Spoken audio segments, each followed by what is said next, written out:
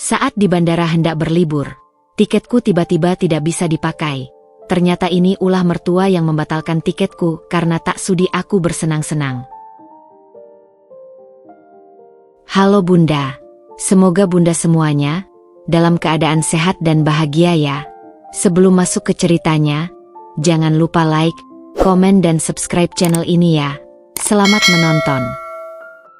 Bandara adalah sebuah dunia liminal, tempat antrean kehidupan singgah sejenak sebelum diterbangkan ke berbagai penjuru. Aku, Olive, berdiri di depan deretan mesin check-in mandiri yang berkilat, jantung berdegup penuh antisipasi. Di lengan kananku tergantung tas selempang kulit yang sudah kusam, sementara tangan kiri menggenggam 2 paspor milikku dan Mas Rehan erat-erat, seolah takut benda kecil itu akan melejit dan merusak semua rencana. Di sampingku, Mas Rehan bersandar pada troli koper beroda berwarna biru tua. Matanya yang teduh memandangi layar informasi jadwal penerbangan yang terus bergulir. Aroma kopi Starbucks yang pekat bercampur dengan wewangian parfum para pelancong dan aroma disinfektan yang khas, menciptakan sebuah sensasi yang khas, harapan. Gak sabar ya, Liv? Suara Mas Rehan mengalun lembut, menarik perhatianku dari kekacauan bau-bauan itu. Dia tersenyum, senyum khasnya yang satu sisi itu sedikit lebih naik, membuat kerut di sudut matanya. 5 menit lagi kita resmi on leave. Gak ada telepon kantor, gak ada email, cuma ada kamu, aku, dan Laut Bali. Kupalingkan wajahku padanya, mencoba menenangkan getar kecil di ujung jari. Aku masih aja deg-degan, Han. Kayak takut ada sesuatu yang gagal di detik terakhir. Ah, yang bener aja. Dia menggeleng, lalu melangkah mendekat dan meraih pundakku. Semuanya sudah kita urus dengan matang. Tiket, hotel, itinerary, even apply leave aja aku udah kasih kopinya ke Pak Direktur langsung biar nggak ada yang ganggu. Tenang aja. Napas panjangku hirup, menyerap ketenangannya. Dia selalu begitu, sebuah batu karang di tengah kekacauanku yang mudah gelisah. Iya sih. Ayo deh, kita check-in duluan biar nggak lama-lama. Kami melangkah ke mesin yang kosong. Layar sentuhnya menyala dengan prompt yang ramah. Dengan gerakan mantap, karena sudah kubicarakan berkali-kali di rumah, kuletakkan paspor di scanner. Mesin berbunyi, bip, yang nyaring. Lalu, jari-jariku mulai menari, memasukkan kode booking yang sudah hafal di luar kepala. BLI 2J8X. Tap, tap, tap. Layar berpindah, menampilkan informasi penerbangan kami ke Denpasar. Tanggal, jam, nama. Semua tampak benar. Sebuah tanda centang hijau berkedip. Lihat, lancar. Gumam Mas Rehan di telingaku. Napasnya hangat. Ku sentuh layar untuk melanjutkan ke langkah pemilihan kursi. Kami ingin duduk dekat jendela, sebelahan. Tapi tiba-tiba, layar itu seolah berkedip, bergetar sebentar, dan kemudian berubah total. Dari warna biru yang tenang menjadi merah menyala, seperti sebuah lampu peringatan darurat. Di tengahnya, dalam font tebal dan tanpa ampun, terpampang pesan, tiket tidak dapat diproses. Silahkan hubungi petugas. Dingin. Sebuah rasa dingin yang tiba-tiba menjalar dari ujung tulang belakangku ke seluruh tubuh. Apa-apa itu? Tanyaku, suara keluh. Aku menatap Mas Rehan. Senyumnya telah lenyap, digantikan oleh kerutan di dahinya. Mungkin lagi error sistem. Coba sekali lagi dari awal, katanya. Mencoba terdengar meyakinkan, tapi ada nada datar di ujung kalimatnya. Dengan gemetar, kuambil paspor kami dan mengulangi proses dari awal. Bip. BLI 2J8X. Tap, tap, tap. Layar kembali berpindah, dan lagi-lagi, warna merah itu menyala, lebih tajam, lebih mengancam. Tiket tidak valid. Pemesanan telah dibatalkan. Dibatalkan. Aku mendesah. Rasa panik mulai menggelegak di dada. Ini nggak mungkin. Aku yang pesan sendiri, bayar sendiri, konfirmasinya masuk, semua aman. Mas Rehan sudah tak sabar. Sini, coba di mesin sebelah. Kami pindah. Hasilnya persis sama. Kegelisahan yang tadinya hanya percikan kini jadi bola api di perutku. Wajah Mas Rehan mulai memucat. Oke, jangan panik, katanya. Lebih kepada dirinya sendiri. Mungkin ada kesalahan data. Kita ke loket aja, biar dibantu sama yang lebih ngerti. Kami menyeret koper kami, yang tadi terasa ringan penuh impian, kini terasa berat seperti batu, menuju loket check-in manual maskapai kami. Antreannya panjang. Setiap detik terasa seperti penyiksaan. Aku terus memeriksa ponsel, membuka aplikasi maskapai, memasukkan kode booking. Statusnya tetap dibatalkan. Aku coba telepon call centernya. Bisikku. Gak usah, kita udah di sini. Lebih cepat, jawab Mas Rehan. Matanya tak lepas dari petugas di konter yang bergerak lambat. Akhirnya, tibalah giliran kami. Seorang petugas wanita dengan dasi rapi dan senyum profesional, yang nantinya akan kuingat sebagai senyum palsu terakhir sebelum dunia runtuh, menyapa kami. Selamat pagi, ada yang bisa saya bantu? Maaf, Mbak. Kita mau check-in penerbangan ke Denpasar besok pagi. Tapi di mesin mandiri selalu keluar tiket tidak valid, kata Mas Rehan, menyerahkan kedua paspor kami. Petugas itu mengangguk, jemarinya lincah mengetik di keyboard. Senyumnya perlahan memudar, digantikan oleh konsentrasi, lalu oleh sebuah bayangan sangat halus dari simpati. Aku mencengkeram tepi konter. Setelah beberapa saat yang terasa seperti abad, dia mengangkat mukanya. Ibu Olive. Iya, itu saya. Dengan berat hati saya infokan, Ibu. Pemesanan atas nama Olive dan Rehan untuk rute Jakarta-Denpasar tanggal besok telah dibatalkan pada tanggal 21, 3 hari yang lalu. Udara di sekitarku seakan tersedot habis. Dibatalkan? Tapi, oleh siapa? Saya tidak membatalkan. Petugas itu melihat layarnya lagi. Atas permintaan penumpang utama yang terdaftar sebagai pemesan, Ibu. Saya kan pemesannya. Protesku, suara mulai meninggi. Maksud saya, pemilik kartu kredit yang digunakan untuk pembayaran, Ibu. Dia membalikkan layar komputernya menghadap kami sebentar. Di sana, tertera sebuah nama di kolom permintaan pembatalan. Surti Widayati. Nama itu melayang di antara kami. 3 suku kata yang membekukan darah. Aku mendengar Mas Rehan menarik napas dalam, tajam, seperti orang yang ditikam. Ibu Surti, itu ibu saya, katanya pada petugas, suaranya serak. Petugas itu hanya bisa mengangkat bahu. Ekspresi profesionalnya kembali.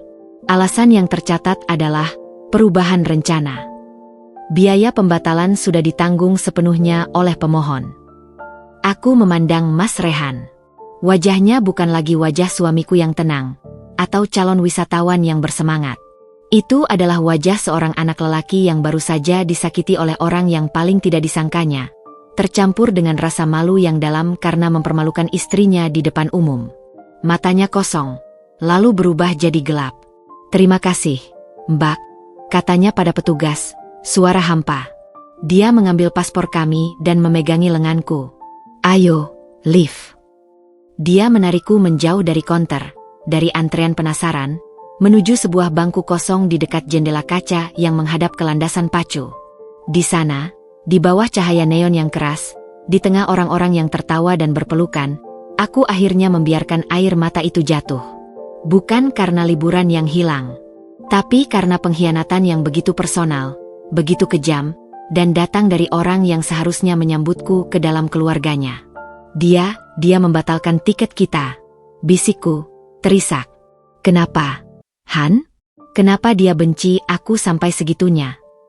Mas Rehan tidak langsung menjawab. Dia hanya memelukku, erat, kepalanya tertunduk di bahuku. Tubuhnya gemetar. Saat dia akhirnya berbicara, suaranya parau, berisi sebuah keputusan yang sepertinya baru lahir dari puing-puing kepercayaan yang hancur. Aku akan telepon dia. Sekarang juga.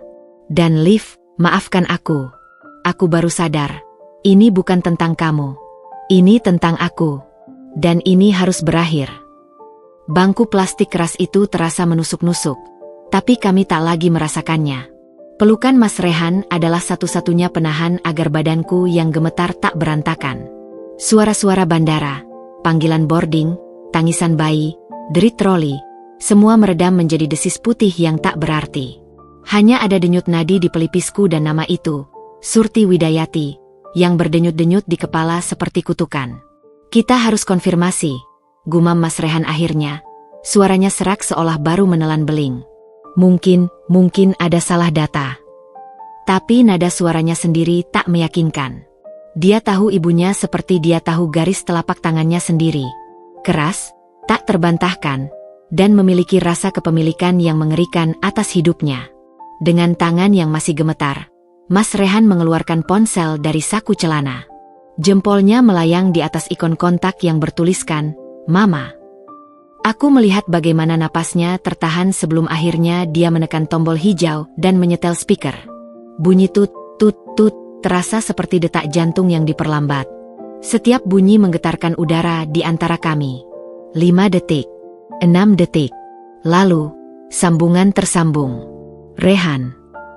Suara Ibu Surti di seberang sana terdengar biasa saja, bahkan agak riang. Ada suara gemerisik seperti kertas dan klakson mobil samar di belakangnya. Dia sedang di warung atau di teras rumah, menjalani hari seperti biasa, sementara dunia kami baru saja retak. Bu, sapa Mas Rehan, mencoba menahan getar. Kami lagi di bandara. Oh, di bandara? Mau pergi kemana? Tanyanya, polos. Terlalu polos. Ada sebuah performa sempurna dalam ketidaktahuan itu yang membuatku mual. Mas Rehan menatapku, matanya penuh pertanyaan sekaligus permintaan maaf. Aku mengangguk pelan, memberinya izin untuk langsung ke inti. Bu, tiket ke Bali. Kenapa tiba-tiba dibatalkan? Tanyanya, mencoba keras, tapi ujung-ujungnya terdengar seperti anak kecil yang memohon penjelasan. Ada hening sebentar. Hening yang disengaja. Aku bisa membayangkan ekspresi di wajahnya. Mungkin senyum tipis yang puas, atau alis yang sedang dinaikkan. Oh, yang ke Bali itu. Akhirnya suaranya terdengar lagi, datar, dingin seperti pisau bedah. Iya, ibu yang batalkan. Pengakuan itu, meski sudah diduga, tetap menghantam seperti pukulan di solar plexus. Aku mendesah, tangan spontan menutup mulut. Kenapa, Bu? Teriak Mas Rehan, tidak lagi bisa menahan diri. Beberapa orang di sekitar kami menoleh. Itu liburan kami. Kami sudah rencanakan berbulan-bulan. Jangan membentak ibu, Rehan. Sopan santunmu sama ibu hilang gara-gara siapa? Hah? Suaranya mulai meninggi, menusuk. Ibu tahu segalanya. Kamu kira ibu bodoh? Kamu bilang mau dinas ke Surabaya. Ternyata mau liburan berdua saja dengan istrimu. Itu namanya bohong. Itu namanya egois. Bu, ini hidup kami. Kami yang cari uang, kami yang atur. Bantah Mas Rehan, wajahnya memerah. Hidup kamu? Uang kamu? Suaranya nyaring, menyayat. Dari kecil sampai besar, siapa yang besarkan kamu? Siapa yang biayai sekolah kamu? Baru kerja sebentar, nikah sebentar, sudah lupa daratan. Liburan buat apa? Buang-buang uang yang tidak ada gunanya. Lebih baik uangnya ditabung untuk masa depan. Atau dikasih ke adik-adikmu yang masih kuliah. Alika butuh laptop baru. Randi butuh biaya praktikum. Kalian hanya memikirkan kesenangan sendiri. Aku tak tahan lagi. Air mata yang tadi tertahan kini mengalir deras. Bukan karena dimarahi, tapi karena kebencian yang begitu gamblang. Aku merebut ponsel dari tangan Mas Rehan yang lemas. Ibu, suaraku serak, bergetar. Ibu Surti, kalau ibu tidak setuju dengan liburan kami, ibu bisa bilang. Kenapa harus membatalkan diam-diam? Kenapa harus mempermalukan kami seperti ini di depan petugas bandara? Oh, Olive, ucapnya, dan dalam penyebutan namaku itu, terdengar sebuah cemooh yang dalam. Kamu yang harusnya paham. Sebagai istri, kamu harusnya mengingatkan suamimu untuk lebih bertanggung jawab ke keluarga besar, bukan malah mengajaknya foya-foya. Ini semua gara-gara pengaruh kamu. Dari dulu Rehan anak yang penurut, sekarang jadi pembangkang. Setiap kata seperti kapak yang menggerus harga diriku. Aku melihat Mas Rehan menggeleng, bisu, tangannya mengepal hingga buku-bukinya putih. Jadi apa yang harus kami lakukan sekarang, Bu? Tanyaku, kalah. Putus asa. Kami sudah di sini. Koper kami sudah di sini. Dengar baik-baik, perintahnya, Nadanya tiba-tiba berubah menjadi instruksional, seolah memberi perintah pada bawahan. Liburan itu tidak perlu. Pulang. Ibu sudah belikan tiket kereta untuk kalian besok pagi. Jurusan Jakarta-Surabaya. Kelas ekonomi. Kalian tinggal ambil di loket. Nanti malam menginap di mana saja yang murah. Atau tidur di bandara saja sekalian, biar ada rasa. Besok pagi naik kereta ke Surabaya. Langsung ke rumah ibu. Bantu-bantu ibu di sini membersihkan rumah, jaga toko. Liburan yang bermanfaat. Tawannya, dingin dan getir. Tidur di bandara saja sekalian, biar ada rasa, itu bukan saran. Itu hukuman.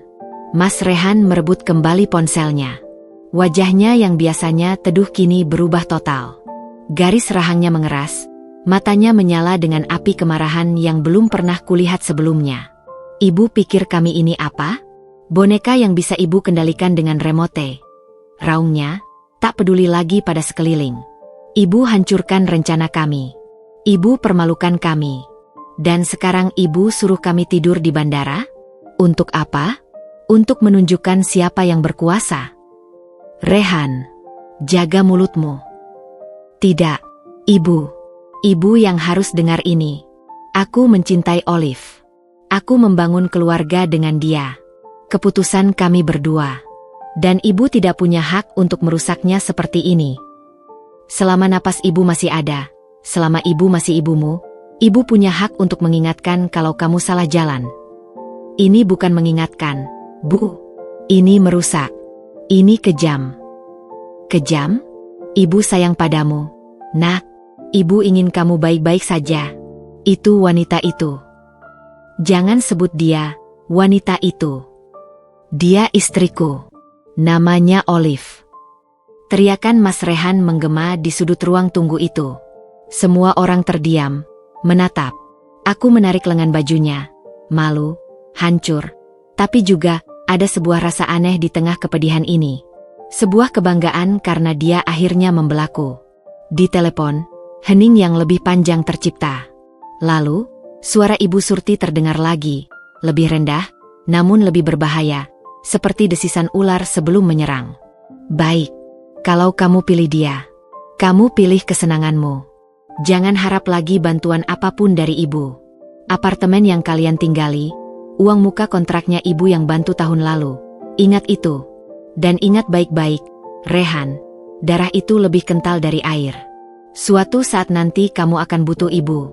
Dan saat itu datang, ibu harap kamu ingat hari di mana kamu memilih untuk membentak ibumu sendiri demi seorang perempuan. Klik. Sambungan terputus. Bunyi dut pendek itu terdengar lebih keras daripada teriakan apapun. Itu adalah bunyi pemutus tali. Pemutus harapan. Pemutus ilusi bahwa keluarga adalah tempat yang aman. Mas Rehan tetap memandangi ponselnya, tubuhnya kaku. Lalu, perlahan, ponsel itu terlepas dari genggamannya dan jatuh ke lantai dengan suara plek yang menyedihkan. Dia menunduk, kedua tangannya menahan kepalanya, bahunya gemetar. Aku mendengar suara tersedak, parau, yang keluar dari dadanya. Dia menangis. Suamiku yang kuat, yang selalu jadi sandaranku, kini menangis di tengah keramaian bandara karena luka yang diberikan oleh orang yang melahirkannya. Tanpa peduli pada tatapan orang, aku merangkulnya. Menarik kepalanya ke bahuku.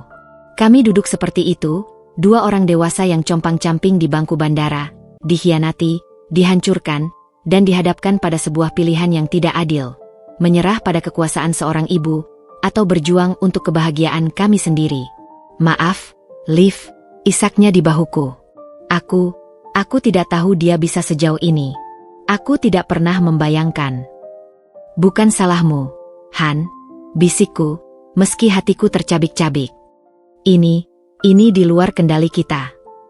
Tapi di tengah nestapa itu, di antara pelukan dan air mata, sebuah tekad mulai menyala dalam gelap. Cahaya kecil yang keras kepala. Tekad dari Mas Rehan yang terlihat dari cara dia akhirnya mengangkat wajahnya, mengusap air matanya dengan kasar, dan menatapku. Dia bilang, tidur di bandara? Katanya, suaranya masih serak, namun ada baja di dalamnya. Dia suruh pulang dengan kereta ekonomi. Aku mengangguk, tak mengerti. Dia membungkuk, mengambil ponselnya dari lantai. Layarnya retak, seperti hubungannya dengan ibunya. Tapi masih menyala. Kita nggak akan pulang, Liv, katanya. Suaranya kini jelas, penuh keputusan. Kita tidak akan tidur di lantai bandara ini. Dan kita pasti tidak akan naik kereta itu besok. Tapi, bagaimana? Tiket kita. Kita akan cari tiket lain. Sekarang. Apapun maskapainya. Kemanapun asal bisa terbang hari ini. Aku yang akan bayar. Dengan kartu kreditku yang dia tidak tahu nomor PIN-nya.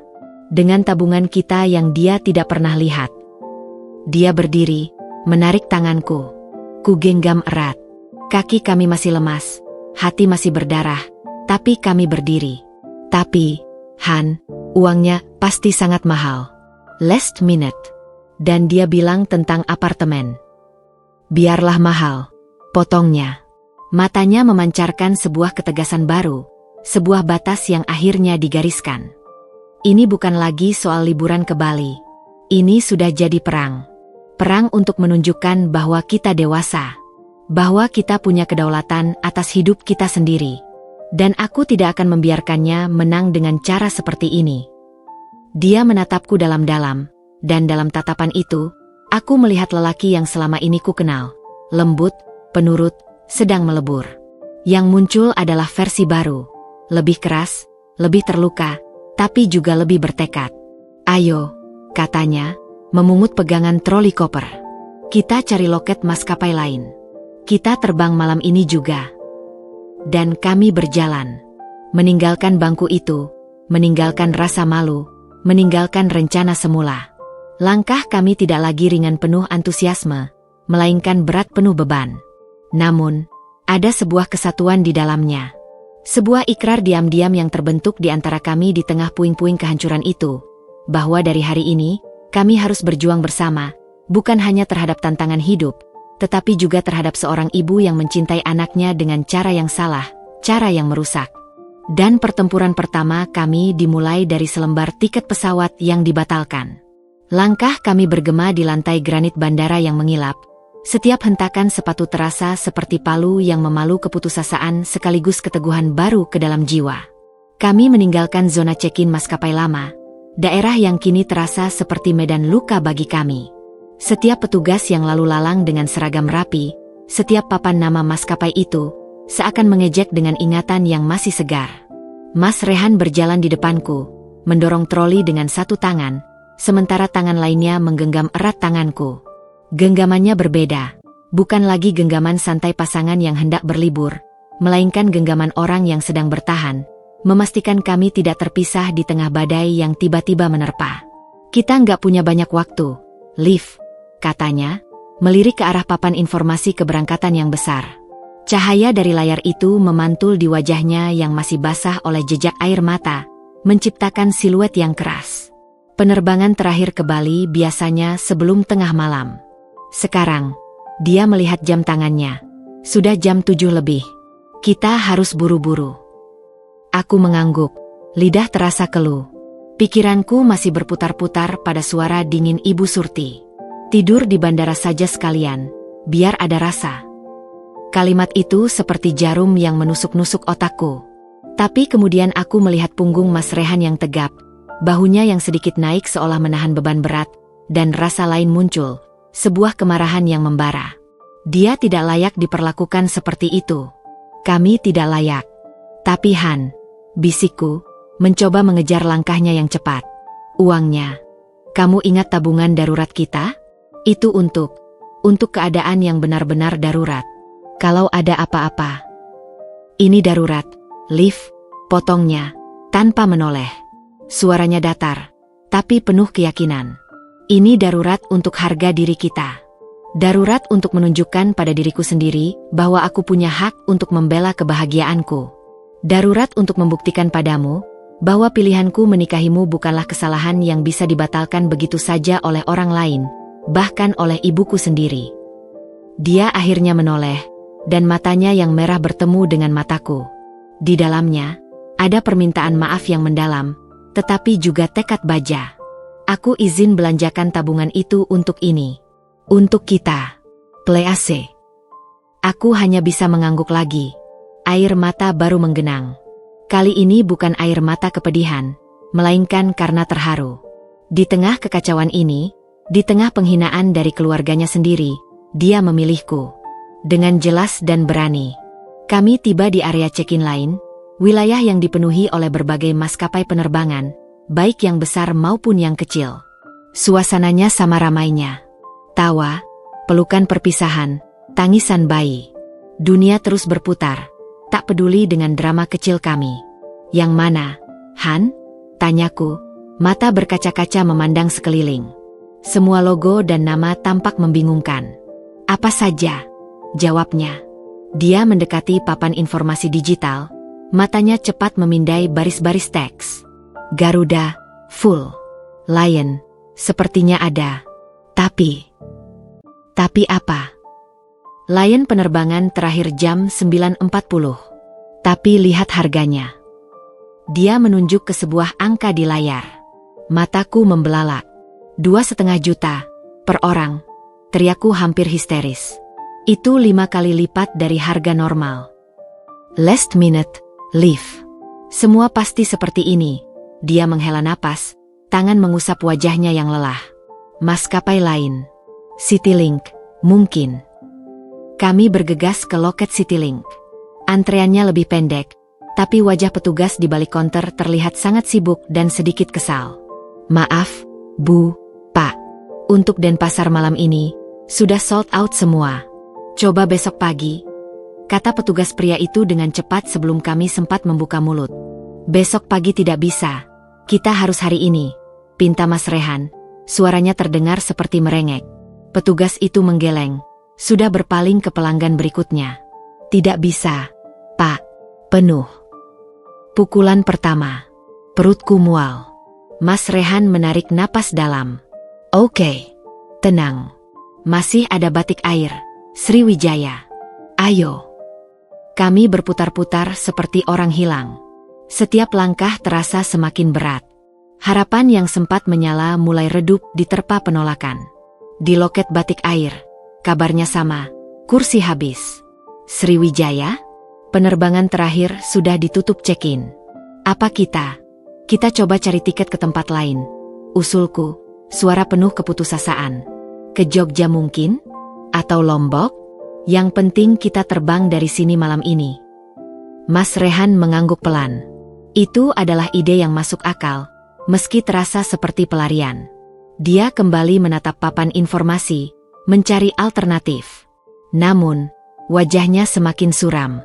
Kebanyakan sudah tutup, lift. Atau harganya di luar nalar, gumamnya. Dia bersandar pada troli. Tubuhnya terlihat lunglai untuk pertama kalinya. Mungkin kita harus realistis. Mencari hotel dekat bandara untuk malam ini, lalu besok kita naik kereta ke Surabaya seperti yang dia mau. Sambungku, dan nada suaraku tanpa sengaja terdengar menyindir. Aku segera menyesal. Maaf, aku. Tidak, potongnya, tiba-tiba berdiri tegak. Api di matanya menyala kembali. Tidak akan. Aku tidak akan memberi dia kemenangan itu. Sekecil apapun. Matanya berbinar, seolah teringat sesuatu. Air Asia. Mereka punya counter di ujung sana. Mereka sering punya penerbangan larut malam. Harapan itu, meski tipis, kembali tumbuh. Kami nyaris berlari melewati kerumunan orang menuju ujung terminal. Dan di sana, seperti oasis, tampak counter Air Asia dengan lampu masih menyala. Hanya ada 3 orang yang mengantre. Jantungku berdegup kencang saat kami berdiri di belakang antrean. Aku mendengar pasangan di depan kami sedang berdiskusi seru tentang tempat duduk. Aku pegang lengan Mas Rehan. Kalau ini juga nggak ada. Kita pikirkan nanti, bisiknya, tapi aku merasakan ketegangan yang sama di lengannya. Akhirnya, giliran kami. Petugasnya seorang wanita muda dengan rambir diikat rapi dan senyum lelah. Selamat malam. Mau kemana? Denpasar, Bu. Untuk malam ini. Apapun kelasnya, apa saja yang tersisa, jawab Mas Rehan dengan cepat, suaranya parau karena harap-harap cemas. Petugas itu mengetik. Layar komputernya berkedip. Waktu berjalan lambat. Dia mengernyit, lalu mengetik lagi. Masih ada 2 kursi, katanya akhirnya. Napas kami tersangkut. Tapi, lanjutnya, membuat hati kami jatuh lagi. Ini adalah kursi di penerbangan terakhir, jam 23.55. Dan karena sangat mepet, harganya premium. Dia memalingkan layar ke kami. Angkanya membuatku pusing. 3.800.000 rupiah per orang. Hampir 8 juta untuk 2 tiket sekali jalan. Uang itu setara dengan uang muka kontrak apartemen kami untuk 3 bulan, atau tabungan darurat kami selama setahun. Mas Rehan terdiam. Aku melihat keraguan yang mendalam di wajahnya. Ini gila. Ini benar-benar tidak rasional. Aku siap membuka mulut untuk mengatakan, sudahlah, kita cari cara lain. Tapi sebelum aku berbicara, dia menatapku. Dan dalam tatapan itu, aku membaca lebih dari sekadar angka. Aku membaca sebuah permintaan maaf untuk semua drama yang dibawa keluarganya. Aku membaca sebuah tekad untuk memutus siklus kontrol yang menyakitkan. Aku membaca sebuah janji bahwa ini adalah investasi untuk kebebasan kami. Kita ambil, katanya, suaranya tegas, tanpa keraguan. Han, pekiku spontan. Ambil, Bu. Ulangnya pada petugas, sambil mengeluarkan dompetnya dan mengambil kartu kredit platinumnya. Kartu yang dia dapat dari performa kerjanya, yang tidak ada kaitannya dengan ibunya. Mas Rehan, ini terlalu besar, bisikku panik. Dia ingin kita tidur di lantai bandara. Lift, balasnya dengan suara rendah, hanya untukku. Dia ingin kita pulang dengan kereta ekonomi seperti anak yang dihukum. 8 juta ini bukan untuk tiket ke Bali. Ini adalah tiket untuk keluar dari bayang-bayangnya. Ini adalah pernyataan bahwa kita punya pilihan. Dan kita memilih untuk tidak dihinakan. Petugas itu menunggu dengan sabar. Kartu kredit sudah berada di tangannya. Aku memandang Mas Rehan, lalu memandang kartu itu. Aku ingat nada merendahkan Ibu Surti. Aku ingat rasa malu di depan petugas tadi. Aku ingat air mata Mas Rehan. Dan tiba-tiba, 8 juta rupiah itu terasa seperti tebusan untuk jiwa kami. Oke, bisikku, suaraku kecil tapi jelas. Aku mengangguk pada petugas itu. Kami beli. Prosesnya berlangsung cepat. Swiss, mesin EDC mencetak stroke. 2 boarding pass dicetak. 2 lembar kertas tipis itu terasa sangat berat di tangan Mas Rehan. Dia menyerahkan salah satunya padaku. Ini, lift, tiket kita. Kuberikan boarding pass itu.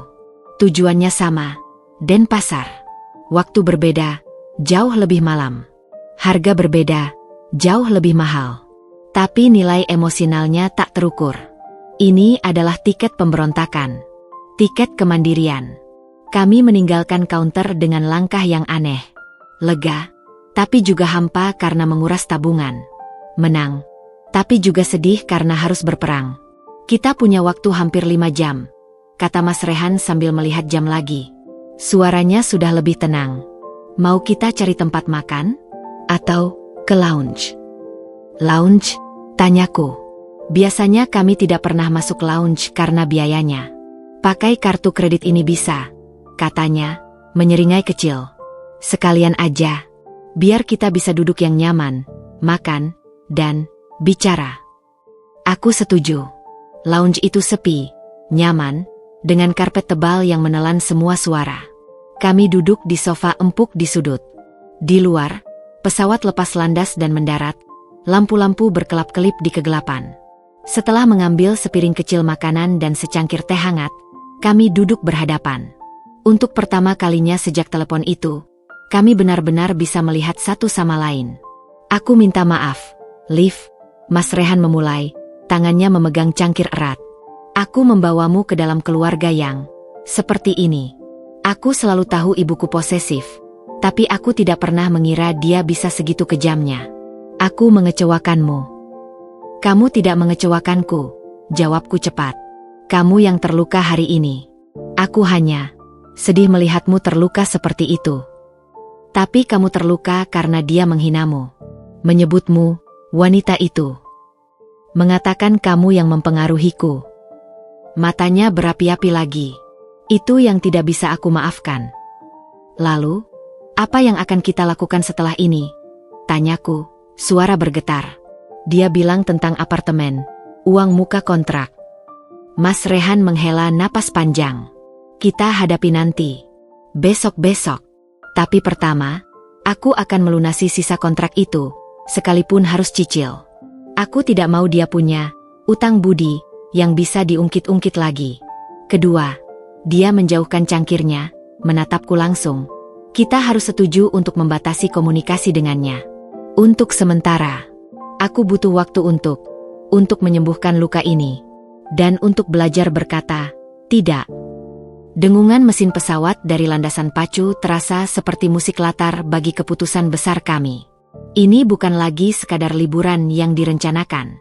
Ini menjadi sebuah perjalanan untuk mendefinisikan ulang batas-batas keluarga, cinta, dan pengorbanan. Aku takut, Han. Aku mengakui, air mata menggenang lagi. Aku takut ini akan membuatmu terpisah dari ibumu untuk selamanya. Aku juga takut, akunya dengan jujur. Tapi lebih takut lagi membiarkan ini terus berlanjut. Lebih takut melihatmu terus disakiti. Lebih takut kehilangan kebahagiaan kita perlahan-lahan karena selalu mengikuti kemauannya. Dia meraih tanganku di atas meja.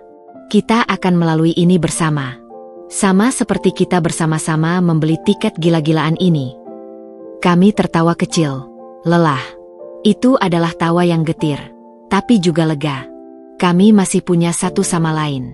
Beberapa jam kemudian, saat kami akhirnya berjalan menuju gate keberangkatan, boarding pass di tangan, beban emosi masih ada, tapi ada juga sebuah kekuatan baru. Sebuah persekutuan yang terbentuk dalam tekanan. Saat pesawat lepas landas, menembus awan dan meninggalkan lampu-lampu kota Jakarta di bawah, aku melihat Mas Rehan menatap keluar jendela dengan ekspresi kosong. Aku menggenggam tangannya. Kita akan baik-baik saja, bisikku, lebih kepada diriku sendiri. Dia memalingkan wajah, menatapku, dan untuk pertama kalinya malam ini, senyum kecil yang tulus, meski sedih, muncul di bibirnya. Ya, katanya, suaranya hampir tenggelam dalam deru mesin. Karena sekarang kita terbang dengan sayap kita sendiri.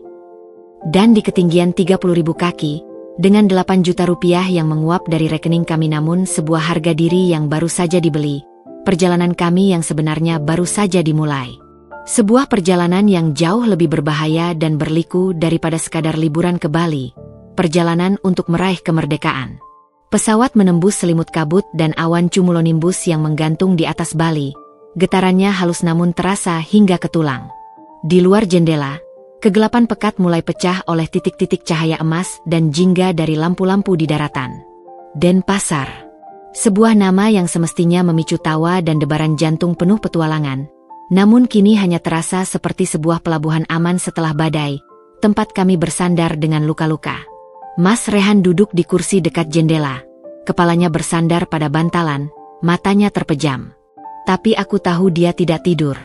Alisnya masih berkutat, dan jari-jarinya sesekali bergetar di atas sandaran tangan. Aku meletakkan tanganku di atasnya, dan dia langsung menggenggam erat, seolah aku adalah satu-satunya tali penyelamat di lautan yang bergelora.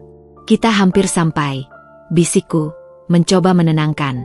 Dia membuka mata, memandangku. Di dalam cahaya redup kabin, bayangan di matanya terlihat begitu dalam. Iya, gumannya pendek. Tapi telepon ibu akan mulai lagi begitu roda pesawat menyentuh landasan. Dia benar. Ponselku, yang kusetel silent, sudah menunjukkan 3 panggilan tak terjawab dari Mama Rehan, dan 5 pesan WhatsApp yang belum kubaca. Aku tak berani membukanya. Itu seperti membuka kotak Pandora. Kita harus punya cerita, kata Mas Rehan tiba-tiba, suaranya lebih keras, lebih tegas. Dia duduk tegak. Kita tidak bisa mengacuhkannya. Itu akan membuatnya lebih penasaran, lebih marah, dan siapa tahu apa yang akan dia lakukan berikutnya. Cerita apa? Tanyaku, rasa bersalah mulai menggerogoti. Aku tidak terbiasa berbohong, apalagi kepada keluarga. Kita bilang saja, kita sudah di Surabaya, di rumah Tante Uun. Tante Uun adalah adik dari almarhum ayah Mas Rehan, yang hubungannya dengan Ibu Surti biasa-biasa saja, Tidak dekat tapi juga tidak bermusuhan. Rumahnya di daerah Darmo, cukup jauh dari rumah Ibu Surti di daerah Wonokromo. Tapi dia bisa telepon Tante Uun untuk konfirmasi. Protesku lemah. Dia tidak akan telepon, jawab Mas Rehan. Yakin? Mereka tidak terlalu akrab.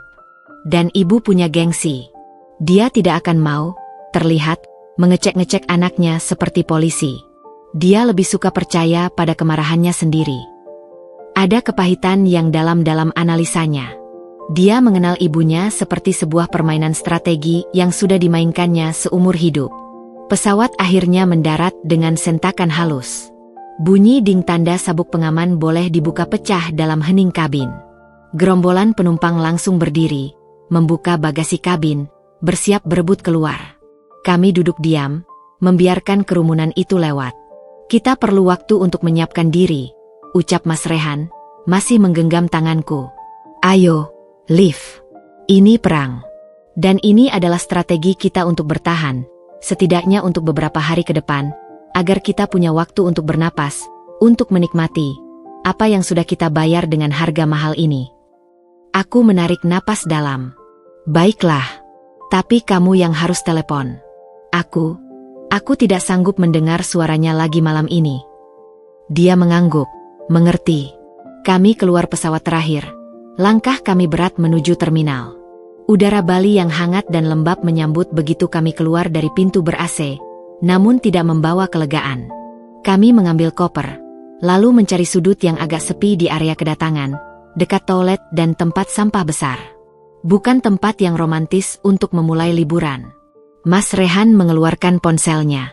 Dia menarik napas panjang, sangat panjang, sebelum membuka daftar panggilan dan menekan nama, Mama. Dia menyetel speaker, agar aku bisa mendengar dan memberinya isyarat jika perlu. Dering itu hanya berlangsung 2 kali sebelum diangkat. Rehan, di mana kamu? Teriak Ibu Surti langsung. Suaranya nyaring dan penuh amarah di speaker ponsel. Beberapa orang yang lewat menoleh. Mas Rehan menutup matanya sejenak, mengumpulkan keberanian. Kami sudah sampai, Bu, katanya. Suaranya datar, berusaha tenang. Sampai di mana? Bandara Juanda? Keretanya tepat waktu. Iya, Bu. Di Surabaya. Di stasiun Gubeng. Lalu? Sekarang di mana? Kenapa tadi tidak angkat telepon ibu? Tadi di kereta sinyal jelek, Bu. Sekarang, kami lagi di taksi, mau ke rumah Tante Uun di Darmo. Jam segini baru sampai? Kereta pagi kan? Suaranya penuh curiga. Aku menggigit bibir. Detail. Kami lupa mengoordinasikan detailnya. Mas Rehan tidak goyah. Keretanya sempat delay, Bu. Macet di jalur atau apa? Ya sudahlah. Yang penting sudah sampai. Kami capek. Besok pagi kami ke rumah ibu. Bantu-bantu. Ada jeda. Aku bisa membayangkan Ibu Surti di seberang sana, duduk di kursi goyangnya, mata tajamnya menyipit mempertimbangkan kebenaran cerita ini. Letakkan Olive. Ibu mau bicara sama Olive. Perintahnya tiba-tiba. Darahku beku. Mas Rehan melihatku. Matanya melebar. Aku menggeleng cepat. Panik. Olive lagi tidur, Bu. Di taksi. Dia kecapean, kata Mas Rehan dengan cepat, sedikit terburu-buru. Tidur? Baru jam segini sudah tidur? Bangunkan. Nggak bisa, Bu. Dia sudah tidur lelap. Lagi pula, buat apa? Besok kan ketemu.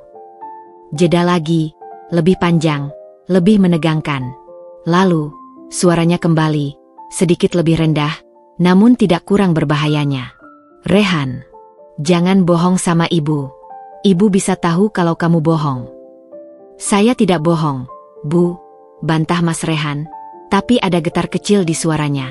Aku meraih lengannya, memberikan kekuatan. Kami di Surabaya. Di taksi. Mau ke Tante Uun. Besok ke rumah ibu. Titik. Baik, kalau begitu, suruh sopir taksinya klakson. Ibu mau dengar suara klakson lalu lintas Surabaya. Perintah itu seperti tamparan. Licik. Aku melihat sekeliling dengan panik. Kami ada di dalam bandara yang relatif sepi di area kedatangan. Suara yang terdengar hanya suara roda koper dan pengumuman. Bukan suara klakson dan kemacetan Surabaya. Mas Rehan terdiam. Otaknya berputar cepat. Aku melihat keringat dingin di pelipisnya. Bu, ini tidak mungkin. Sopirnya pasti heran. Lagian ribut. Nanti kami dimarahi sopirnya. Saya tidak peduli. Klakson. Sekarang, teriaknya. Ini adalah ujian kekuasaan. Sebuah ujian kecil untuk melihat apakah dia masih bisa diperintah. Tidak, Bu, kata Mas Rehan tiba-tiba. Suaranya lebih keras, lebih jelas. Ini permintaan yang tidak masuk akal. Kami capek. Kami akan telepon ibu lagi besok pagi saat sampai di rumah Tante Uun. Selamat malam. Dan dengan gerakan berani yang membuat jantungku berdebar kencang, dia menekan tombol untuk memutus sambungan. Han, desisku, tak percaya. Dia akan marah besar. Dia sudah marah besar. Liv, jawabnya, napasnya tersengal. Dia membungkuk, kedua tangan menahan lutut. Dia hanya mencari-cari alasan. Kalau kita turuti minta klakson, besok dia akan minta foto dengan plang nama jalan, atau video call dengan Tante Uun. Ini tidak akan pernah cukup. Aku harus menghentikannya di sini. Ponselnya seketika berdering lagi. Nama, Mama, berkedip-kedip seperti alarm bahaya. Dia mematikan suara dering, lalu mematikannya sama sekali. Dia akan meneleponmu berikutnya, katanya padaku. Aku segera mematikan ponselku juga. Untuk pertama kalinya dalam hidup kami memutuskan hubungan dari dunia luar, khususnya dari satu orang yang seharusnya menjadi sumber kasih sayang. Diam yang tiba-tiba terasa menakutkan sekaligus membebaskan. Kami berdiri di tengah keramaian Bandara Bali, terasing, penuh rasa bersalah, tapi juga bebas. Ayo kita cari taksi ke hotel, kata Mas Rehan akhirnya, suaranya lelah sekali.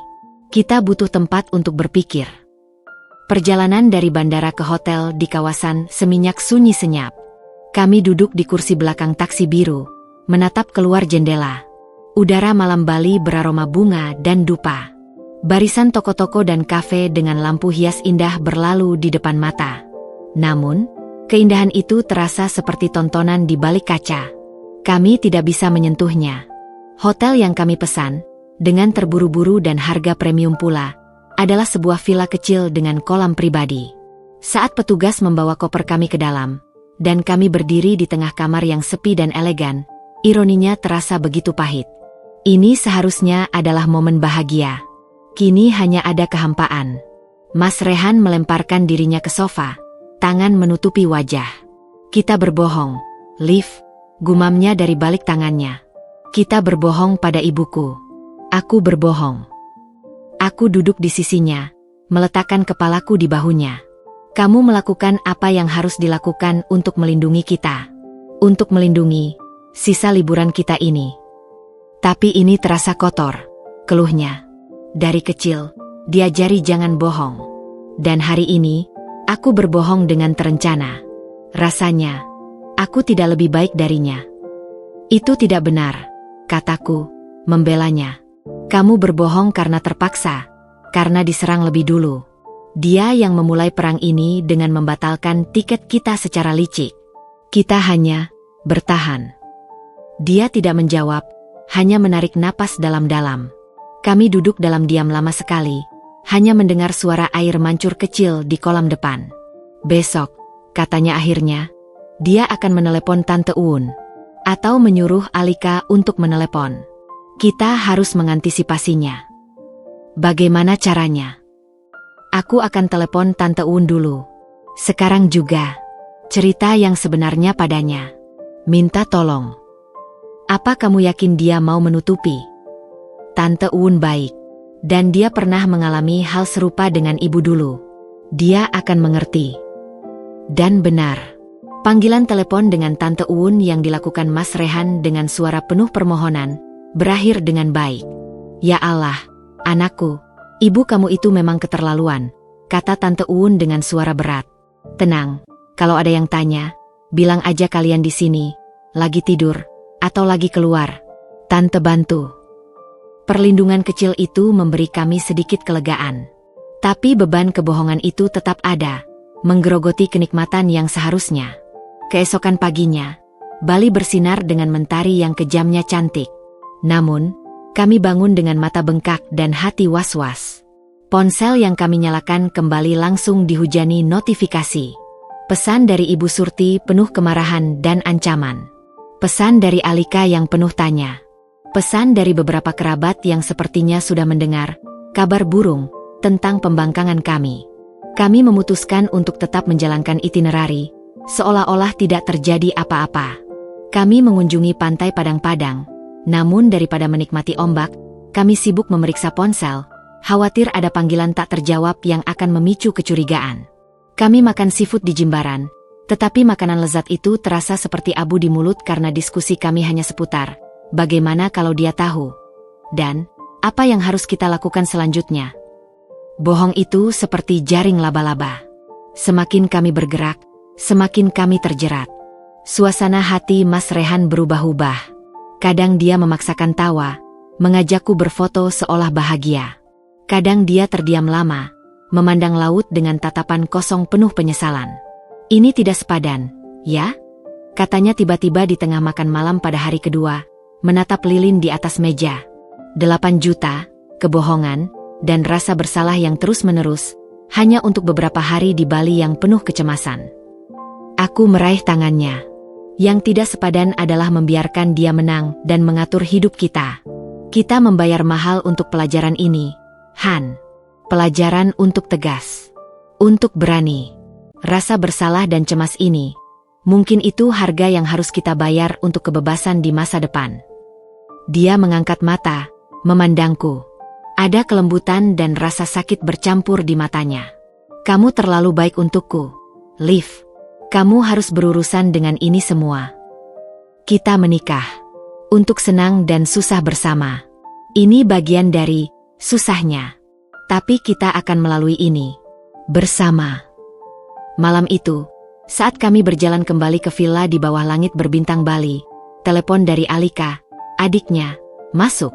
Mas Rehan menghela napas, lalu mengangkatnya, kali ini tanpa speaker. Halo, Lik. Aku tak bisa mendengar apa yang dikatakan Alika, tetapi ekspresi Mas Rehan berubah menjadi sangat lelah.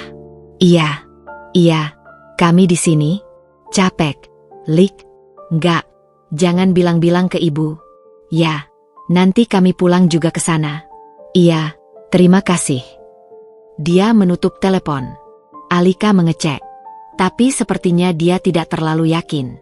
Dia hanya disuruh ibu untuk mengintai. Kita harus lebih berhati-hati, bisikku. Iya, jawabnya, memandangi laut hitam di kejauhan. Karena bohong sekali, kita harus terus melanjutkannya. Dan aku takut, Liv, suatu saat nanti, kebohongan ini akan jatuh menimpa kita sendiri.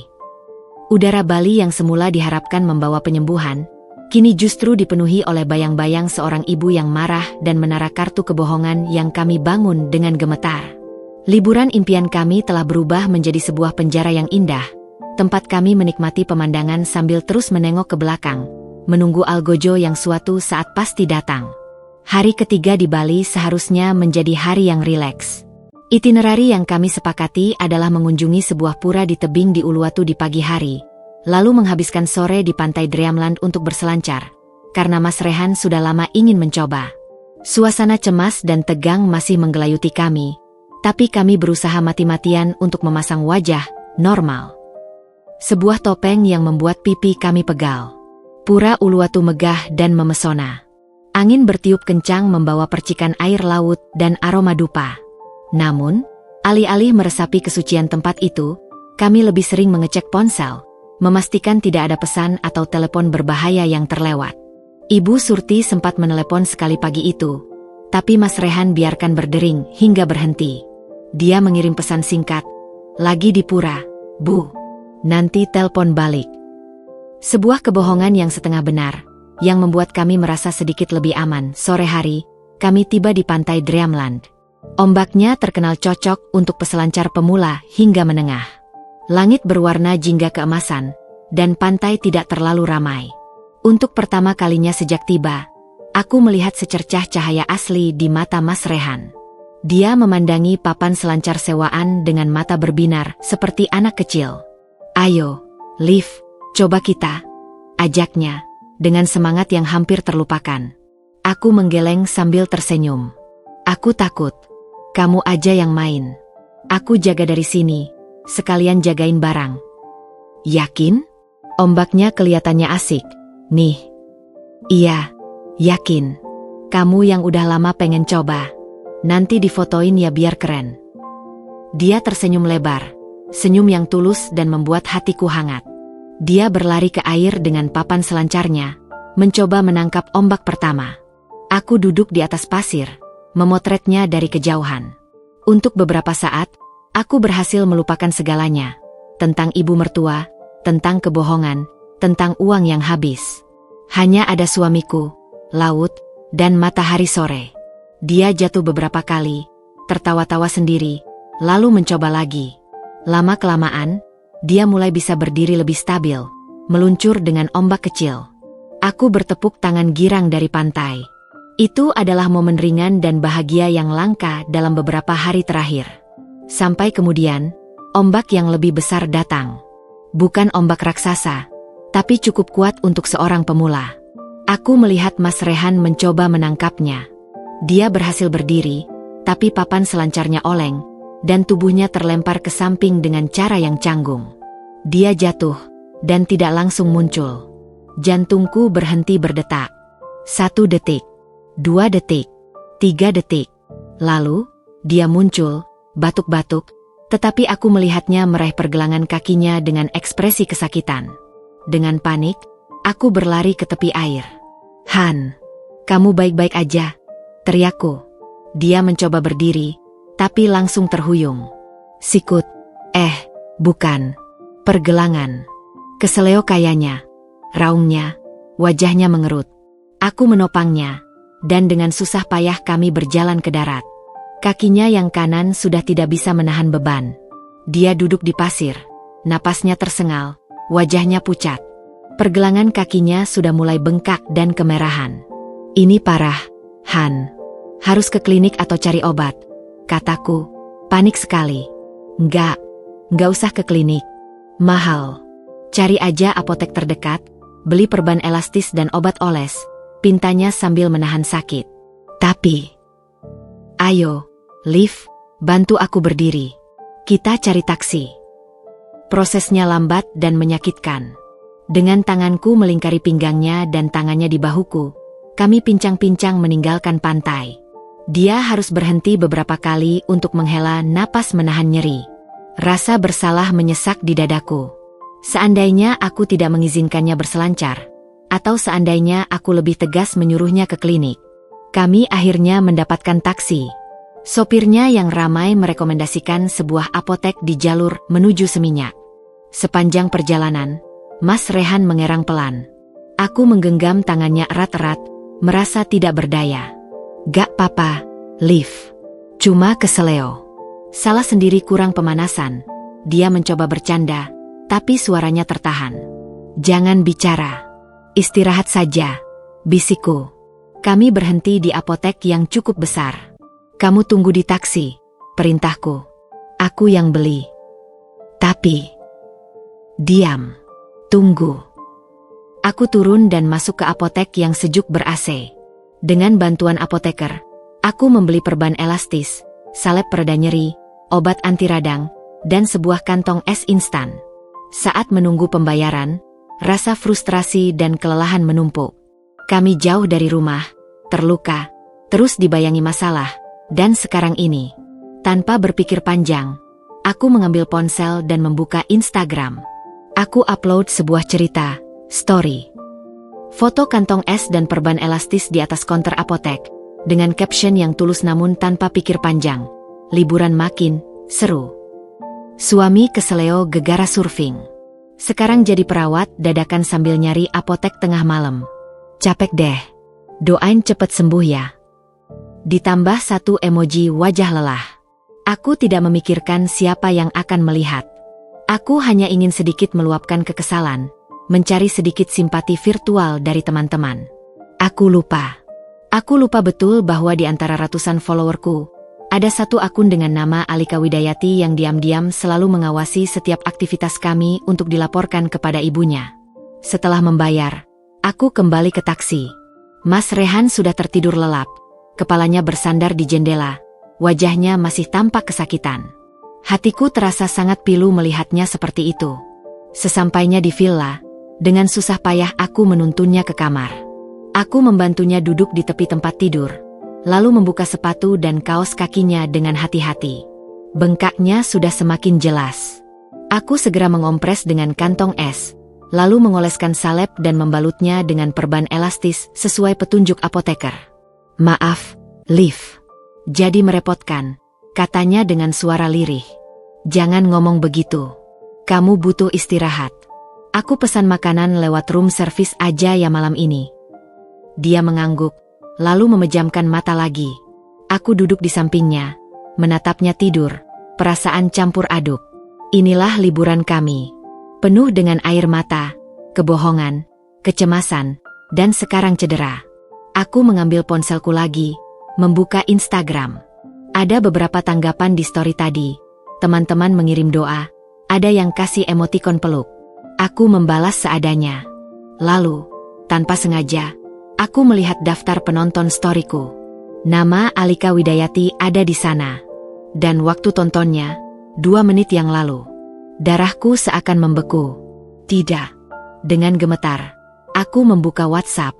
Tidak ada pesan dari Alika. Mungkin dia belum menyadari? Mungkin dia tidak akan cerita? Tapi itu mustahil. Alika adalah, mata-mata, ibunya yang paling setia. Dia pasti sudah screenshot storyku.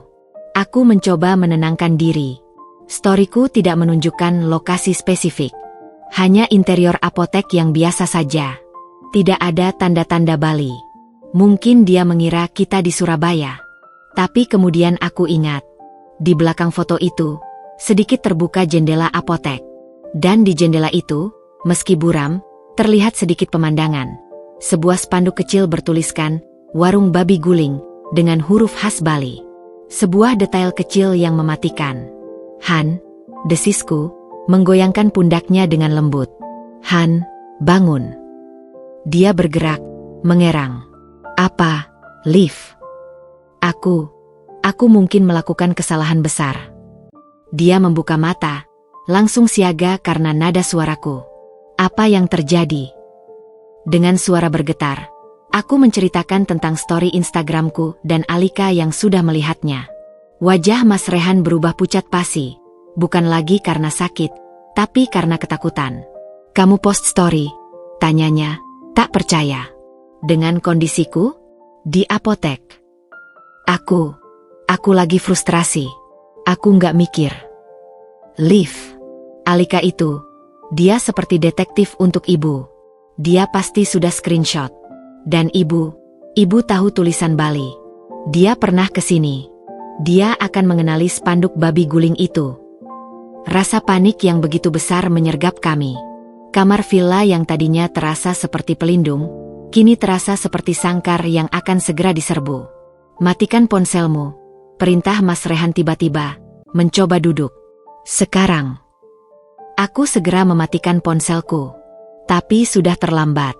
Tidak sampai 5 menit kemudian, ponsel Mas Rehan yang tadinya dalam mode silent, bergetar tak henti-henti di atas meja. Layarnya menyala terus-menerus. Nama, Mama, berkedip seperti sirene. "Dia tahu," bisik Mas Rehan, suaranya hampa. Dia menatap ponsel itu seperti menatap ular berbisa. Dia pasti tahu. Ponsel itu berdering hingga berhenti, lalu berdering lagi. Dan lagi. Ibu Surti tidak akan berhenti. Ini adalah pola panggilannya ketika dia sangat marah. Dia akan terus menelepon sampai diangkat. "Kamu harus angkat," kataku akhirnya, suara kecil. Kalau tidak, dia akan semakin yakin dan semakin marah. "Aku tahu," gumam Mas Rehan. Dia mengulurkan tangan, gemetar, dan mengambil ponsel itu. Dia memandangku, dan di matanya ada sebuah permintaan maaf sekaligus sebuah kepasrahan bahwa badai yang lebih besar akan datang. Dia menyetel speaker lagi, dan menekan tombol hijau. Belum sempat dia menyapa, Suara lengkingan yang memecah telinga sudah menyambar dari speaker ponsel. "Kalian di Bali!" Teriak Ibu Surti itu penuh dengan kemarahan, kemenangan, dan kebencian yang meluap-luap. Aku menyentakkan badan, seolah ditampar. "Bu, coba Mas Rehan memulai." "Diam kau. Jangan buka mulut. Kalian berdua pembohong. Penipu. Sudah berani bohong sama ibu. Pamer di Instagram pula. Keseleo? Syukur. Itu karma karena bohong sama orang tua." Setiap kata seperti cambukan. Mas Rehan memejamkan mata, menahan sakit di kakinya dan sakit di hatinya. "Kami cuma mau liburan? Cuma mau senang-senang? Sampai harus bohong? Tiketnya sudah ibu batalkan. Masih saja nekat beli tiket baru dengan uang haram siapa? Uang suap? Hasil korupsi? Ajak istri jalan-jalan dengan uang haram." "Bu, itu uang tabungan kami," bantah Mas Rehan, suaranya mulai meninggi. "Uang halal dari gaji kami. Tabungan? Untuk masa depan kalian. Bukan untuk foya-foya. Dan apartemen yang kalian tinggali? Ingat, uang muka kontraknya dari ibu. Kalian tidak tahu terima kasih. Pulang. Sekarang juga. Batalkan semua. Pulang besok. Kalau tidak, ibu usir kalian dari apartemen itu. Ibu ganti kuncinya." Ancaman itu nyata. Aku melihat ketakutan yang mendalam di mata Mas Rehan. Kami belum siap secara finansial untuk pindah mendadak. Ibu tidak bisa seenaknya. "Bisa. Coba saja. Kamu pilih, Rehan. Ibu atau wanita itu? Kalau kamu pilih dia dan tetap di Bali bersenang-senang, anggap saja ibu sudah tidak punya anak laki-laki. Kamu durhaka. Dan kamu, Olive." Suaranya beralih seolah menunjukku langsung melalui telepon. "Kamu yang merusak anak ibu. Pernikahan ini tidak akan dapat restu ibu selamanya." Kemudian, suara itu tiba-tiba berubah, lebih rendah, lebih menghakimi. "Dan ingat, Rehan, ibu masih menyimpan semua berkas lamaran kerjamu dulu. Ibu masih kenal dengan atasan-atasanmu. Jangan sampai ibu harus menelpon mereka dan menceritakan tentang anak yang durhaka dan pembohong." Itu adalah ancaman tingkat baru. Mengancam karirnya. Mas Rehan terdiam, nafasnya tersengal. Wajahnya bukan lagi pucat, tapi abu-abu. Dia mematung, tidak bisa berkata-kata, dihancurkan oleh kekejaman strategi ibunya sendiri. Aku tak tahan lagi. Aku merebut ponsel itu. "Ibu Surti," kataku. Suaraku bergetar namun berusaha tegas. "Kami memang salah bohong. Tapi ibu yang memulai dengan membatalkan tiket kami diam-diam. Ibu yang memicu semua ini. Jangan kamu yang ceramah sama ibu. Kembalikan ponsel itu ke suamimu. Dia suamiku. Dan saya istrinya. Kami satu tim. Dan ibu tidak berhak mengancam karir anak sendiri hanya karena tidak menurut. Bereskan urusanmu sendiri. Perempuan." "Rehan, kamu dengar? Ini pilihan terakhir ibu. Pesawat besok pagi. Pulang. Atau hadapi konsekuensinya." Kemudian, klik. Dia memutuskan sambungan. Suara putus itu lebih keras daripada teriakannya. Ruangan villa itu mendadak sunyi. Hanya terdengar suara air mancur kecil di kolam dan desisan AC. Aku masih memegang ponsel, tubuhku gemetar tak terkendali. Aku melihat Mas Rehan. Dia menunduk, kedua tangannya menutupi wajah. Bahunya naik turun. Lama sekali tidak ada suara. Lalu, dari balik tangannya, terdengar suara parau, hancur. "Dia menang, Liv." "Tidak." "Dia menang," ulangnya, mengangkat wajah. Air mata mengalir di pipinya yang kuyu. Dia pegang segalanya. Tempat tinggal, karir. Bahwa dia adalah ibuku. Dia tahu aku tidak bisa melawan. Tidak sekarang. Dia memandangi kakinya yang bengkak dan terbungkus perban. Liburan ini, dari awal sampai akhir adalah bencana. Dan sekarang, kita harus pulang dengan ekor di antara kaki, persis seperti yang dia mau. Rasa kalah yang pahit memenuhi mulutku. Ibu Surti, dari jarak ribuan kilometer, berhasil merobohkan kami. Sebuah story Instagram yang sembrono, sebuah kecerobohanku, telah menjadi senjata pamungkasnya. Kecelakaan kecil Mas Rehan telah berubah menjadi kecelakaan besar bagi hubungan kami dengan ibunya, dan bagi harga diri kami. Malam itu, dalam villa mewah yang tiba-tiba terasa seperti sel penjara, kami duduk berhadapan dengan kekalahan. Mas Rehan memesan tiket pulang untuk esok pagi, dengan wajah tanpa ekspresi. Aku membereskan koper kami. Setiap lipatan baju terasa seperti lipatan bendera putih yang kami kibarkan. Bali, yang seharusnya menjadi tempat penyembuhan, justru menjadi tempat di mana luka kami dirobek lebih lebar, diracuni oleh kebencian dari rumah. Dan karma karena kebohongan kami datang dengan cepat, bukan melalui takdir, tetapi melalui sebuah story Instagram yang tidak dipikirkan dan seorang adik ipar yang setia menjalankan tugas sebagai mata-mata. Kami kalah bukan oleh strategi yang hebat, tetapi oleh kecerobohan kami sendiri. Dan kekalahan itu terasa lebih menghinakan daripada apapun. Kepulangan kami dari Bali bukanlah kepulangan. Itu adalah sebuah pengusiran paksa, sebuah pengunduran diri yang penuh malu di bawah todongan senjata ancaman yang keji. Pesawat yang membawa kami kembali ke Jakarta pagi itu terasa seperti kereta tahanan. Mas Rehan duduk di kursi lorong karena kakinya yang masih bengkak, wajahnya menempel pada jendela, tapi matanya kosong, tidak melihat apapun di balik awan.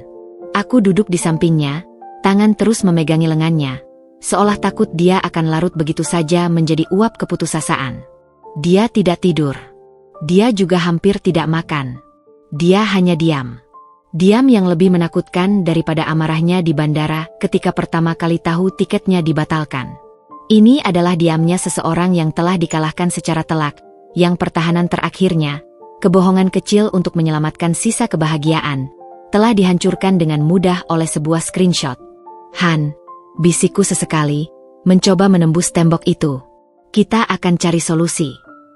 Dia hanya mengangguk, tanpa kata. Solusi apa? Kata-katanya di Bali masih bergema. Dia pegang segalanya. Landasan di Jakarta terasa keras dan tidak ramah.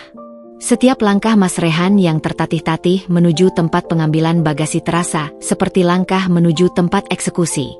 Kami tahu apa yang menunggu. Telepon terakhir Ibu Surti sudah jelas. Pulang. Atau hadapi konsekuensinya. Dan kami memilih, atau lebih tepatnya, dipaksa, untuk pulang. Kami mengambil koper, lalu berdiri bingung di tengah keramaian Terminal 3. Rasa ingin pulang ke apartemen kami sangat besar. Tapi ketakutan akan apa yang ada di depan pintu lebih besar. Kita langsung ke apartemen? Tanyaku, suara kecil. Mas Rehan memandang jamnya. Lebih baik langsung. Hadapi langsung. Sebelum dia melakukan sesuatu yang lebih ekstrim. Kami memanggil taksi online. Sepanjang perjalanan dari bandara ke apartemen di kawasan Kebayoran, Jakarta Selatan, ketegangan yang pekat memenuhi kabin. Aku terus memandangi ponselku, menunggu pesan atau telepon ancaman berikutnya. Tapi justru sunyi itu yang membuat ngeri. Seperti ketenangan sebelum badai.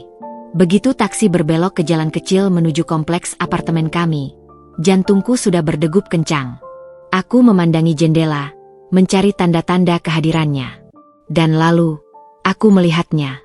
Sebuah mobil Avanza warna silver, mobil Ibu Surti, sudah terparkir persis di depan lobi. Dan di samping mobil, berdiri dua sosok, Ibu Surti, dengan tangan disilangkan di dada. Wajahnya seperti batu yang diukir dengan garis-garis kemarahan yang dalam. Di sebelahnya, Alika, adik Mas Rehan, tampak gelisah, menunduk, tidak berani menatap ke arah kami. Dia sudah di sini, desisku, suara serak. Mas Rehan menghela napas yang sangat berat. Sudah kuduga. Taksi berhenti. Sopir yang tidak tahu apa-apa dengan riang membantu mengeluarkan koper kami. Mas Rehan membayar dengan tangan gemetar. Saat kami berdiri di trotoar, dengan koper di samping kami, Ibu Surti mulai melangkah mendekat. Langkahnya pelan, penuh wibawa yang dingin. Alika mengikuti di belakangnya seperti anak ayam yang ketakutan. Jadi, kalian pulang. Suara Ibu Surti itu datar, tapi setiap suku katanya menusuk. Matanya menyapu kami dari atas ke bawah, berhenti pada perban di kaki Mas Rehan. Sebuah senyum tipis, sinis, muncul di sudut bibirnya. Karma cepat sekali datangnya ya. Nak, bohong sama ibu, langsung dapat balasan. Mas Rehan berdiri tegak, berusaha tidak terlihat lemah meski satu kakinya sakit. Ibu tidak perlu datang ke sini. Tidak perlu? Kalau ibu tidak datang, kalian pasti akan masuk lagi ke apartemen ibu, berpura-pura tidak terjadi apa-apa. Ini apartemen kami, Bu.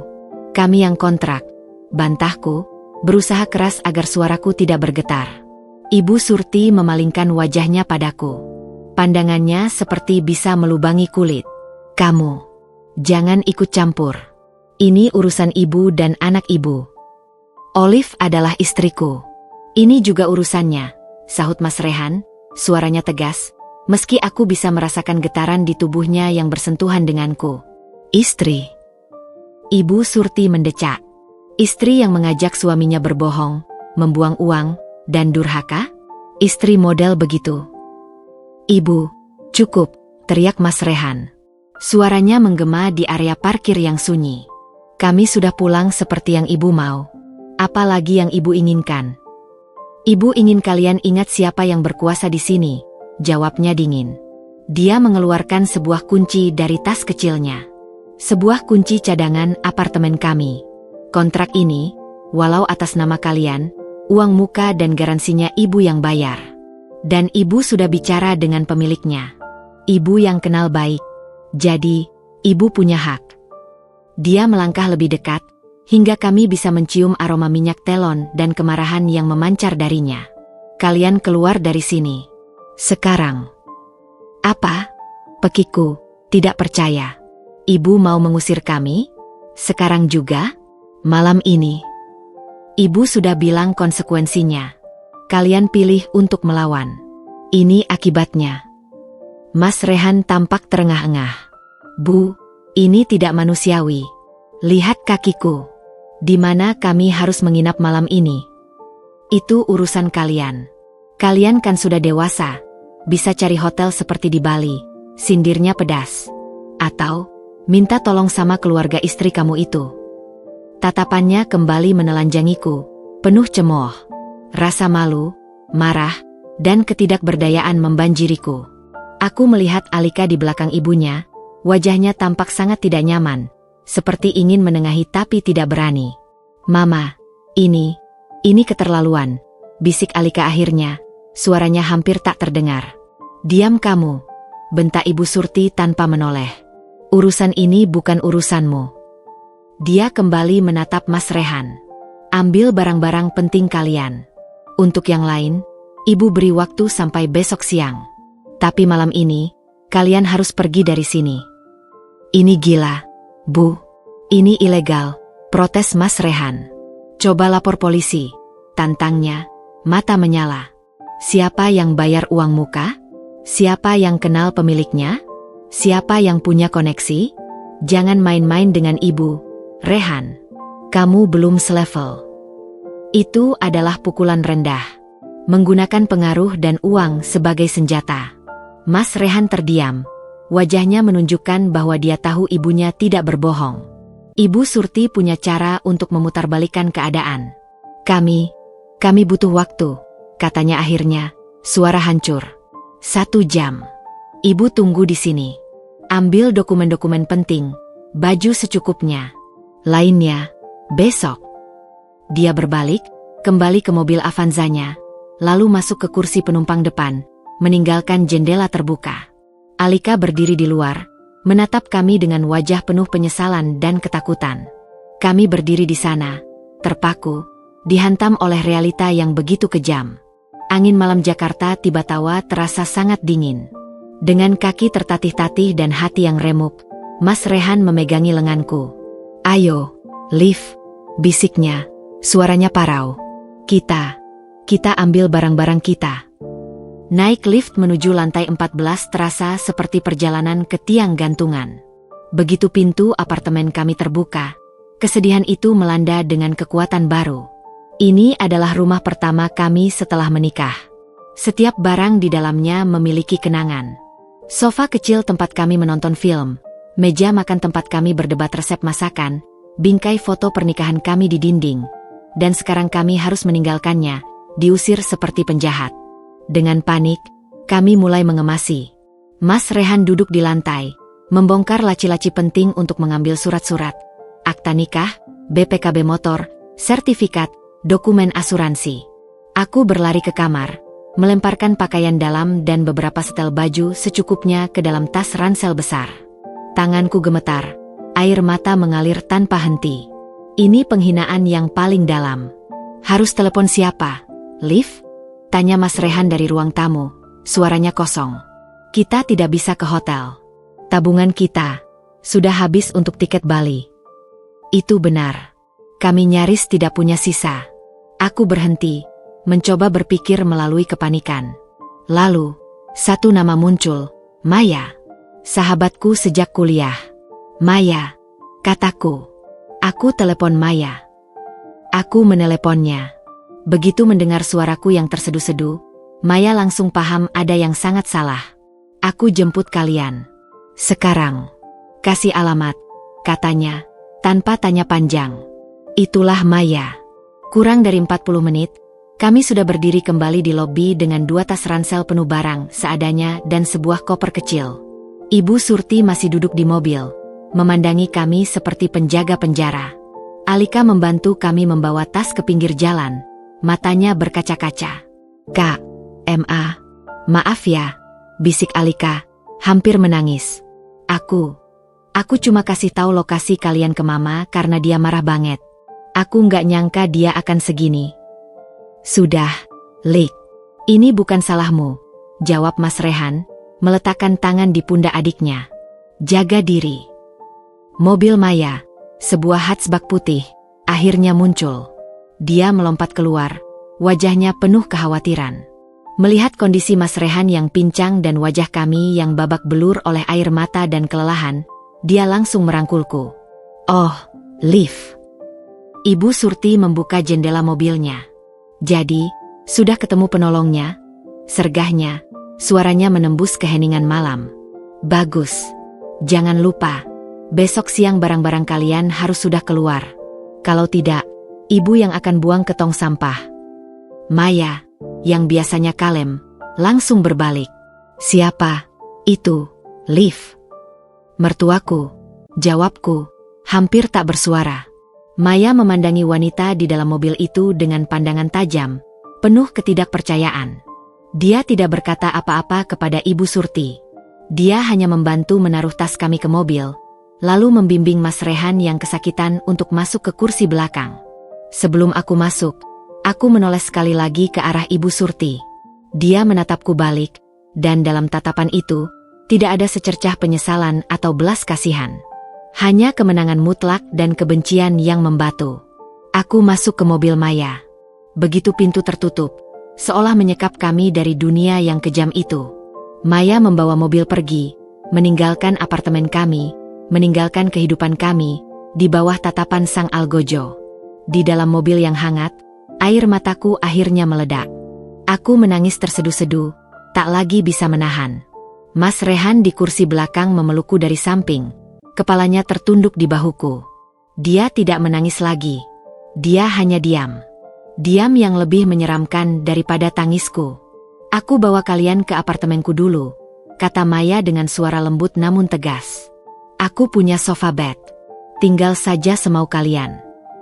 Makasih, Mei. Kita benar-benar tidak punya tempat lain, bisikku. Jangan bicara apa-apa dulu. Istirahat. Perjalanan ke apartemen Maya di Palmerah terasa seperti pelarian. Kami melarikan diri bukan dari kejahatan, tapi dari seorang ibu yang seharusnya menjadi pelindung. Badai yang datang bukan badai alam, tapi badai yang berasal dari satu orang yang merasa berkuasa atas hidup anaknya. Dan malam itu, di sofa sahabatku, dengan suamiku yang cedera dan hati yang luka parah, kami menyadari satu hal. Perang baru saja dimulai dengan serangan pertama yang menghancurkan markas kami. Dan kami tidak punya senjata, tidak punya perisai, kecuali satu sama lain dan kemarahan yang mulai mengkristal di dalam dada Mas Rehan. Kemarahan yang diam dan berbahaya. Apartemen Maya yang nyaman di Palmerah, dengan dinding penuh poster film indie dan rak buku yang berantakan, terasa seperti sebuah bunker setelah serangan. Keselamatan yang ia tawarkan bersifat sementara, sebuah gencatan senjata dalam peperangan yang kami sendiri tidak sepenuhnya paham aturannya. Sofa bed yang dibentangkannya untuk kami terasa terlalu lembut, terlalu normal, kontras dengan kekakuan di seluruh tubuh kami. Malam itu, setelah Maya dengan hati-hati membantu Mas Rehan mengganti perban dan memberikan bantal tambahan untuk kakinya yang bengkak, kami ditinggal sendiri di ruang tengah. Lampu dimatikan, hanya cahaya jalanan Jakarta yang menyelinap dari celah gorden, memotong bayangan-bayangan aneh di lantai. Mas Rehan tidak bisa tidur. Aku bisa mendengar napasnya yang tidak teratur, dan sesekali dia mengerang pelan saat kakinya bergeser. Aku berbaring di sisinya, mata terbuka lebar menatap langit-langit. Aku minta maaf, Liv. Suaranya tiba-tiba pecah dalam gelap. Suara itu dalam, berat, penuh beban. Aku membawamu ke dalam situasi ini. Aku gagal melindungimu. Aku gagal sebagai suami. Aku membalikkan badan, memeluknya dari samping. Jangan bilang begitu. Ini bukan salahmu. Kita tidak bisa mengontrol bagaimana orang lain berperilaku, bahkan jika itu orang tua sendiri. Tapi aku seharusnya bisa mengantisipasi. Aku kenal ibuku. Aku tahu dia bisa kejam. Tapi aku selalu berpura-pura itu akan membaik, bahwa dia akan menerimamu. Aku naif. Dia berhenti, menarik napas panjang. Dan sekarang, kita tidak punya rumah. Tabungan habis. Aku cedera. Aku tidak tahu harus mulai dari mana lagi. Keputusasaan dalam suaranya membuat dadaku sesak. Dalam gelap, aku melihat siluet wajahnya, garis rahangnya yang tegang.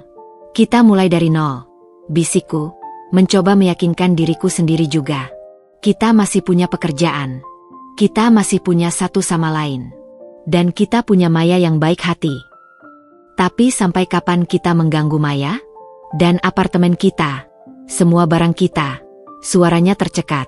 Itu rumah kita, Liv. Tempat kita memulai. Kami diam dalam keheningan yang tak nyaman, diselimuti oleh kerugian yang begitu besar. Baru pagi tadi kami terbang pulang dengan luka, kini malamnya kami kehilangan tempat tinggal. Kecepatan kejatuhan kami mencengangkan. Pagi harinya, Maya sudah menyiapkan sarapan sederhana, roti panggang dan telur mata sapi. Dia duduk bersama kami di meja makan kecilnya, wajah serius. Kalian berencana apa? Tanyanya, langsung ke pokok persoalan. Mas Rehan menggeleng, mengaduk-aduk telurnya tanpa semangat. Harus ambil barang-barang kami dulu dari apartemen sebelum siang. Itu ultimatunya. Aku bantu, kata Maya. Aku cuti hari ini. Kamu sudah terlalu banyak membantu, Mei. Jawabku, merasa bersalah. Diam. Kalian lagi dihajar hidup. Ini tugas sahabat. Setelah sarapan, dengan mobil Maya, kami kembali ke apartemen kami. Perasaan yang aneh menyergap, seperti kembali ke TKP kejahatan. Avanza Silver Ibu Surti sudah tidak ada. Tapi ketegangan masih menggantung di udara lobi. Naik lift, aku menggenggam erat tangan Mas Rehan. Dia menatap lantai, wajahnya seperti topeng. Begitu pintu apartemen kami terbuka, kami disambut oleh kekosongan yang tidak wajar. Barang-barang kami masih ada, tapi rasanya sudah berbeda. Seolah energi tempat itu telah dikotori oleh kehadiran Ibu Surti kemarin. Aku berjalan memasuki kamar tidur. Tempat tidur masih berantakan dari kami yang terburu-buru. Foto pernikahan kami masih tersandar di meja rias. Aku meraihnya, membersihkan debu hayal di bingkainya. Ayo kita bongkar yang penting dulu, kata Maya, sudah mengambil kardus kosong yang ia bawa dari mobilnya. Perabot dapur, elektronik, baju. Kami bekerja seperti robot. Maya dan aku yang banyak bergerak, mengemasi piring, gelas, alat masak ke dalam kardus. Mas Rehan duduk di kursi roda komputer yang bisa dipindah-pindahkan, mengemasi buku-buku dan dokumen dari meja kerjanya. Setiap barang yang masuk ke dalam kardus terasa seperti penguburan sebagian dari hidup kami. Tengah hari, saat kami sedang beristirahat sejenak, terdengar ketukan di pintu. Kaku. Resmi. Jantungku langsung berdegup kencang. Mas Rehan dan Maya saling pandang. Aku yang membuka pintu. Di luar berdiri seorang bapak parubaya dengan kemeja lengan panjang dan seorang wanita dengan blazer, membawa clipboard. Mereka bukan Ibu Surti. "Selamat siang. Kami dari pengelola apartemen," kata bapak itu. "Bisa bicara dengan yang empunya unit?" "Saya yang menyewa," kata Mas Rehan, mendekat dengan kursi rodanya. Wanita itu melihat kakinya yang terbungkus, lalu menatap clipboardnya. "Maaf mengganggu. Kami dapat informasi dari Ibu Surti, sebagai penjamin awal sewa, bahwa kontrak akan diakhiri lebih cepat, dan bahwa unit ini harus dikosongkan hari ini." "Ini kontrak kami," bantah Mas Rehan, suaranya tegang. "Dia tidak bisa seenaknya mengakhiri." "Secara hukum, memang tidak," sahut bapak itu, sedikit lebih sopan. "Tapi dalam kontrak, ada klausul jika ada pelanggaran atau masalah dengan penjamin. Dan Ibu Surti menyatakan ada pelanggaran kepercayaan yang serius." Dia tampak tidak nyaman. Dia juga memiliki hubungan baik dengan pemilik. Sangat baik. Jadi, sebagai pengelola, kami dihadapkan pada situasi yang sulit. "Jadi maksudnya?" tanyaku. "Sudah bisa menebak. Kami mohon pengertian Bapak dan Ibu. Proses pengosongan bisa dilakukan sampai besok. Tapi, besok siang adalah batas akhir. Kami akan ganti kunci. Kami pun menawarkan pengembalian deposit sewa secara penuh, sebagai bentuk itikat baik." Wanita itu menyodorkan selembar kertas. "Ini surat pemberitahuan resmi." Mas Rehan menerima kertas itu, matanya cepat memindai baris-baris yang tercetak. Tangannya menggenggam kertas itu hingga keriput. "Jadi, ini benar-benar pengusiran." "Bukan pengusiran, Pak. Pengakhiran kontrak dengan itikat baik, karena adanya permintaan dari penjamin sekaligus rekanan pemilik." Bapak itu berdalih dengan bahasa korporat yang halus. "Itikat baik." Kata-kata itu terasa sangat pahit. "Kami mengerti," kata Mas Rehan akhirnya, suaranya tunduk. Kekuatannya seolah habis. "Kami akan pergi besok siang." Setelah pengelola pergi, kami berdiri di tengah ruang tamu yang separuh kosong, dikepung oleh kardus-kardus. Maya memecah kesunyian. Dia benar-benar tidak main-main. Dia menggunakan semua pengaruhnya. "Iya," gumam Mas Rehan, memandangi surat pemberitahuan itu. "Dia ingin kami benar-benar jatuh. Benar-benar tidak punya apa-apa. Agar aku datang kembali padanya dengan merangkak." "Kamu tidak akan melakukan itu," kataku, tapi suaraku tidak yakin. Dia menatapku, dan untuk pertama kalinya pagi ini, ada api yang menyala di matanya. Api yang dingin. "Tidak. Aku tidak akan." Dia sudah melampaui batas. Mengusir istriku dari rumahnya sendiri? Mengancam karierku? Ini sudah perang sungguhan. Dan aku tidak akan menyerah. Namun, tekad itu harus berhadapan dengan realita yang pelik. Kami harus menemukan tempat tinggal baru dengan sangat cepat, dengan uang deposit yang mungkin kembali tapi tidak segera, dan dengan tabungan yang nyaris nol. Belum lagi biaya sewa baru, biaya pindahan. "Kalian tinggal di rumahku dulu," ulang Maya. "Jangan pikirin bayaran. Aku senang ada temen." "Kita nggak bisa menyusulkanmu terus, Mei," bantah Mas Rehan. "Kita harus cari kosan atau kontrakan kecil yang murah, di pinggiran." "Tapi dengan kakimu gimana? Harus naik turun tangga kalau kos." "Aku akan sembuh." Diskusi berlanjut sepanjang sore sambil kami terus mengemasi. Keputusan akhir. Kami akan menerima tawaran Maya untuk tinggal sementara, maksimal 2 minggu, sambil mencari kontrakan kecil. Kami akan menggunakan uang deposit apartemen yang semoga cepat cair untuk bayar uang muka kontrakan baru. Hari itu berakhir dengan kami memindahkan tumpukan kardus dan beberapa koper ke mobil Maya. Butuh 3 kali bolak-balik.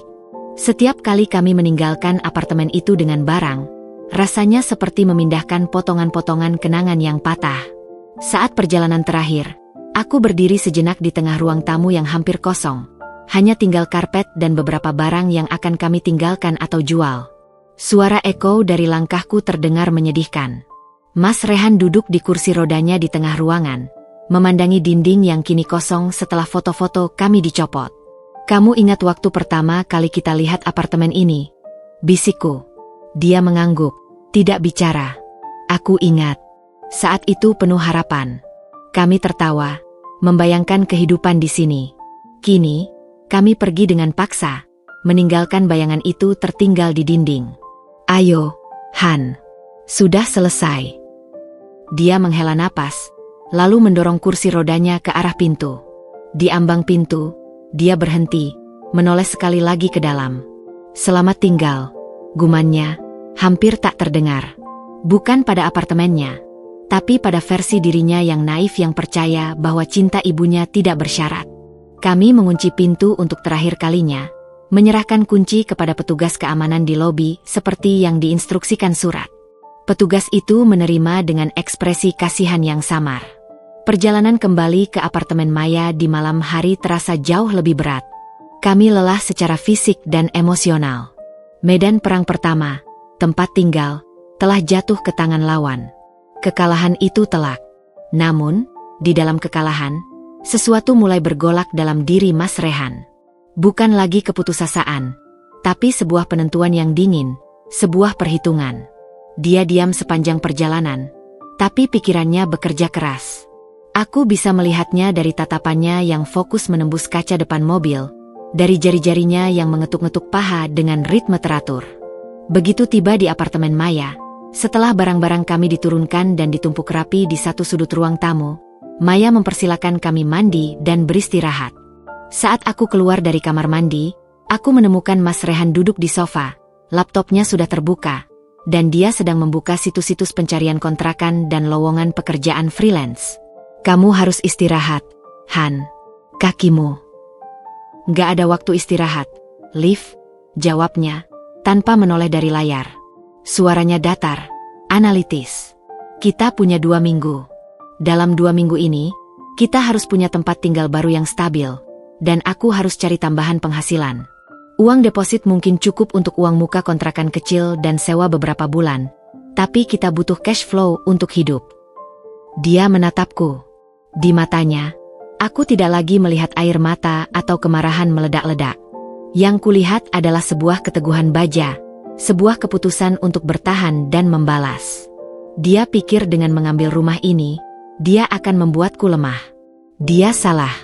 Dia justru memberiku alasan untuk menjadi kuat. Untuk benar-benar mandiri darinya, sekali dan untuk selamanya. Malam itu, di sofa bed yang sempit di ruang tamu sahabatku, dengan suara lalu lintas Jakarta yang tak pernah sepi sebagai latar, kami tidak lagi berpelukan dengan putus asa. Kami berbaring berdampingan, masing-masing memandangi langit-langit, pikiran dipenuhi oleh strategi dan rencana. Perang memang telah berpindah medan. Dari pertempuran emosional menjadi pertempuran bertahan hidup yang sangat nyata. Dan musuh kami bukan lagi sosok yang abstrak, tetapi seorang wanita yang dengan sengaja merobohkan fondasi kehidupan kami. Tapi malam itu, untuk pertama kalinya sejak telepon di Bandara Bali, aku merasa kami mulai mendapatkan senjata kami, kemauan untuk bangkit, dan kebersamaan yang telah diuji dengan api. Medan perang mungkin berdarah, tapi kami memutuskan untuk tidak lagi menjadi korban yang lari. Kami akan bertahan, dan suatu hari nanti, kami akan membangun benteng yang tidak bisa ia hancurkan. 2 minggu berlalu dengan ritme yang kejam namun membentuk. Apartemen Maya, yang awalnya terasa seperti pelabuhan yang aman, perlahan-lahan mulai terasa sempit. Bukan karena ruangannya, tetapi karena beban mental yang kami bawa. Maya adalah malaikat tanpa sayap, namun bahkan kesabaran seorang malaikat pun ada batasnya. Kami tidak ingin menguji batas itu. Mas Rehan sembuh dengan cepat, lebih cepat dari yang diperkirakan. Rasa sakit di pergelangan kakinya telah berubah menjadi sebuah tekad yang mengeras. Dia tidak lagi mengeluh. Dia tidak lagi terdiam memandang kosong. Setiap pagi, setelah Maya berangkat kerja, dia duduk di depan laptopnya yang sudah tua, membuka portal lowongan kerja freelance di bidang desain grafis dan manajemen proyek, keahlian lamanya sebelum menjadi karyawan tetap. Malam hari, setelah aku pulang dari kantor, dengan perasaan campur aduk antara bersyukur masih memiliki pekerjaan dan malu karena hidup berantakan, kami duduk bersama di meja makan Maya, menelusuri iklan kontrakan murah di pinggiran Jakarta, Depok, Bekasi, Tangerang. Ini, Han. Lihat. Rumah kecil Type 21 di Ciputat. Dekat stasiun. Jadi kamu bisa naik KRL kalau ada meeting, kataku suatu malam, menunjukkan ponselku padanya. Dia menyipitkan mata memandangi foto-foto yang buram. Airnya lancar? Lingkungannya aman? Katanya iya. Tapi kita harus survei langsung. Ayo besok pagi. Aku udah ada janji interview freelance sama startup itu jam 11 di Sudirman. Habis itu kita langsung ke Ciputat. Dia telah berubah menjadi seorang jenderal yang merencanakan setiap langkah. Setiap rupiah dihitung. Uang deposit apartemen lama kami akhirnya cair. Setelah melalui proses administrasi yang dibuat berbelit oleh pengelola, kemungkinan besar ada campur tangan Ibu Surti. Jumlahnya cukup untuk uang muka kontrakan sederhana dan biaya pindah. Tidak ada sisa untuk gaya hidup. Selama 2 minggu itu, Ibu Surti tidak menghubungi langsung. Tapi kehadirannya terasa melalui teror psikologis. Alika mengirim pesan sesekali, melaporkan bahwa ibunya terus menyebarkan cerita tentang anak durhaka dan menantu penghasut ke seluruh keluarga besar. Beberapa paman dan bibi yang berpihak pada Ibu Surti mengirim pesan panjang berisi wejangan dan kutipan ayat tentang bakti kepada orang tua ke telepon Mas Rehan. Dia membacanya sekali, lalu menghapusnya tanpa membalas. Senjatanya adalah pengabaian total. Dia ingin kita bereaksi, katanya suatu sore, sambil menutup laptop setelah menyelesaikan sebuah proyek desain logo kecil. Dia ingin kita marah, membela diri, atau malah menyerah dan minta maaf. Tapi kita tidak akan kasih dia kepuasan itu. Kita diam saja. Fokus pada hidup kita. Namun, diamnya kami justru memicu eskalasi. Ibu Surti, yang terbiasa mendapatkan reaksi, mulai frustrasi. Ancaman tentang kontaknya di kantor lama Mas Rehan mulai diwujudkan. Suatu hari, di akhir minggu kedua, telepon dari HRD kantor Mas Rehan yang sekarang menghampirinya. Mas Rehan, ada waktu sebentar? Tanya kepala HRD-nya, suaranya serius melalui telepon. Aku duduk di sampingnya, jantung berdebar. Ada apa, Bu? Tanya Mas Rehan, wajahnya sudah bersiap. Kami dapat sebuah, informasi, dari sumber eksternal. Mengenai integritas dan kedewasaan Anda dalam mengelola hubungan keluarga. Sumbernya mengklaim punya hubungan dekat dengan Anda dan menyatakan hal-hal yang meragukan.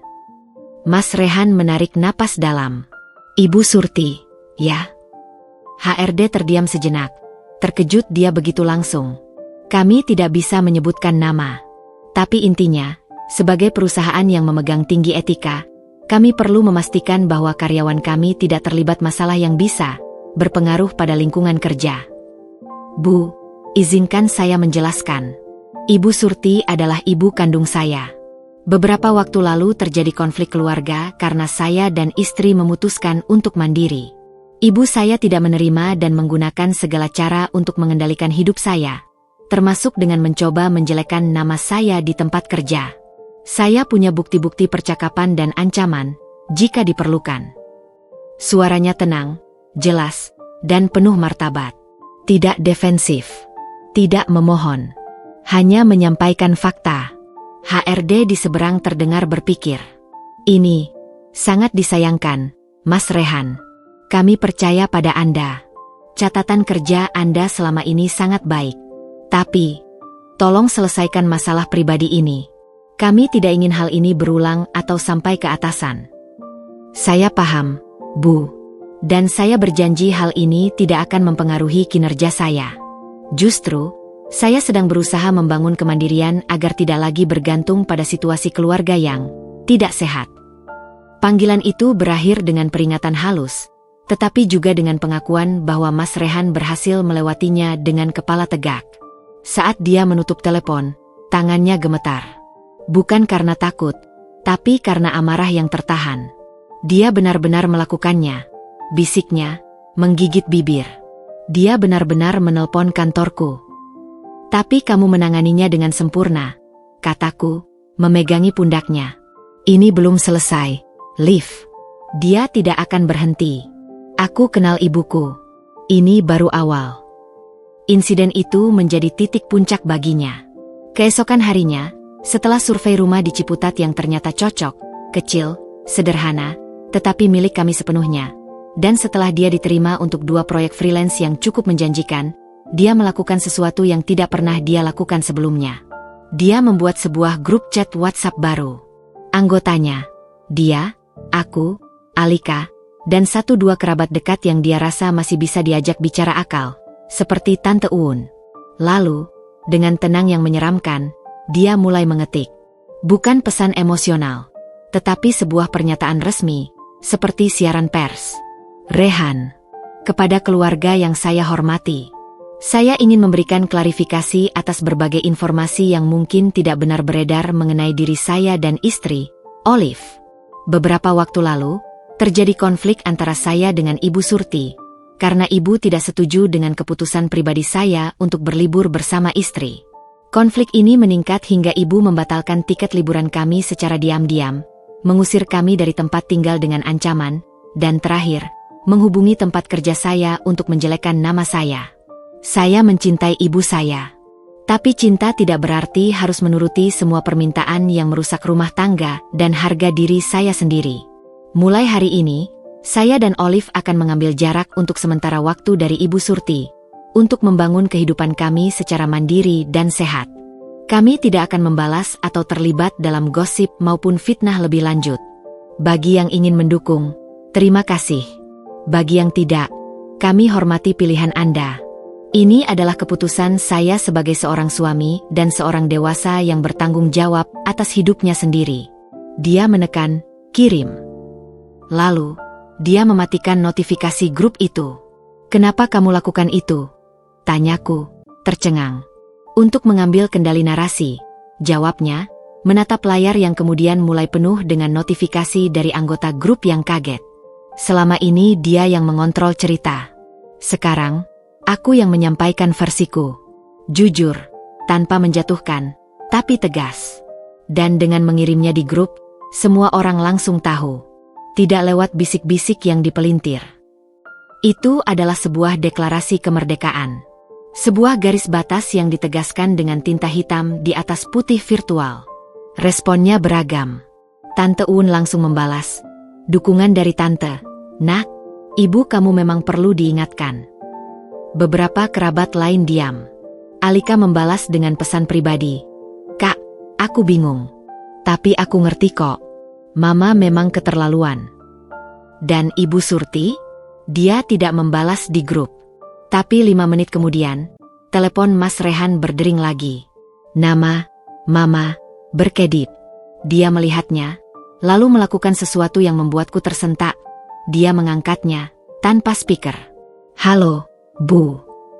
Aku tidak bisa mendengar apa yang dikatakan Ibu Surti, tapi dari tegangan di bahu dan rahang Mas Rehan, bisa dibayangkan kemarahan di seberang sana. Tidak, Bu. Saya tidak akan menarik pesan itu. Karena itu benar.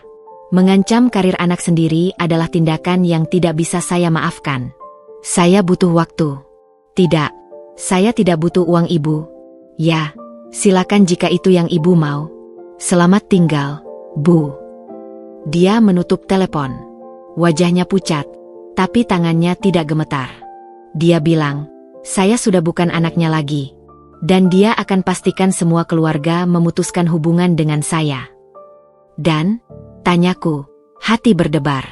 Dan aku bilang, silakan. Dia memandangku. Aku lelah, Liv. Aku lelah berperang. Aku lebih baik membangun sesuatu dengan tenang bersamamu, daripada terus-menerus bertempur untuk mendapat pengakuan darinya. Pernyataan di grup itu menjadi pembatas air. Beberapa kerabat memilih menjaga jarak, takut terkena imbas kemarahan Ibu Surti. Tapi beberapa yang lain, diam-diam, mulai menghubungi Mas Rehan, menyatakan simpati dan menceritakan bahwa mereka juga pernah mengalami sisi keras Ibu Surti. Perlahan-lahan, dukungan kecil-kecilan mulai mengalir. Sebuah tawaran bantuan dari teman lama ayahnya yang mendengar cerita itu. Sebuah rekomendasi proyek freelance dari sepupu yang bekerja di bidang advertising. 2 hari kemudian, kami menandatangani kontrak sewa rumah kecil di Ciputat. Saat kami menyerahkan uang muka dari uang deposit kami sendiri, rasanya lebih manis daripada liburan mewah kemanapun. Ini milik kami. Hasil kerja kami. Tidak ada jejak Ibu Surti di dalamnya. Hari pindahan kami diwarnai oleh bantuan Maya dan 2 teman kantorku. Tidak banyak barang, tetapi cukup. Saat kami memasukkan kardus terakhir ke dalam mobil sewaan, Mas Rehan berdiri di depan rumah baru kami, sebuah rumah petak sederhana di gang sempit, dengan teras kecil cukup untuk 2 kursi plastik. "Rumah kita," katanya, meletakkan tangannya di pundakku. "Iya, rumah kita. Mungkin jelek, kecil, dan jauh. Tapi ini milik kita. Sepenuhnya." Malam pertama di rumah baru itu sunyi. Suara tonggeret dan anak-anak bermain di gang menggantikan deru AC dan mobil di apartemen.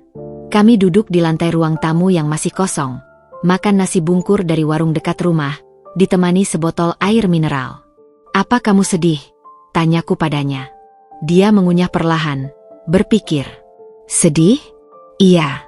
Sedih karena hubungan dengan ibuku hancur. Tapi, lebih lega. Seperti baru saja melepas beban 100 kilogram dari punggungku. Aku tidak perlu lagi menebak-nebak apa yang akan membuatnya marah. Tidak perlu lagi meminta izin untuk hidup." Dia menatapku. "Aku minta maaf sekali lagi untuk semua drama ini. Dan aku bilang sekali lagi, kita melewatinya bersama. Dan kita akan menghadapi apapun yang datang berikutnya, juga bersama. Kami tidak kalah dalam perang ini. Kami hanya memilih untuk mundur dari medan pertempuran yang beracun, untuk membangun markas baru di tempat yang lebih sehat." Ibu Surti mungkin telah memenangkan pertempuran dengan mengusir kami dari apartemen lama, tetapi kami yang memenangkan perang untuk kemandirian dan kedamaian pikiran. Beberapa bulan kemudian, kehidupan kami mulai menemukan ritmenya yang baru. Rumah kecil itu perlahan diisi dengan perabotan seadanya, hasil menyicil. Mas Rehan mendapatkan klien freelance tetap. Hubungan dengan beberapa kerabat mulai membaik. Ibu Surti masih belum menghubungi, dan kami pun tidak.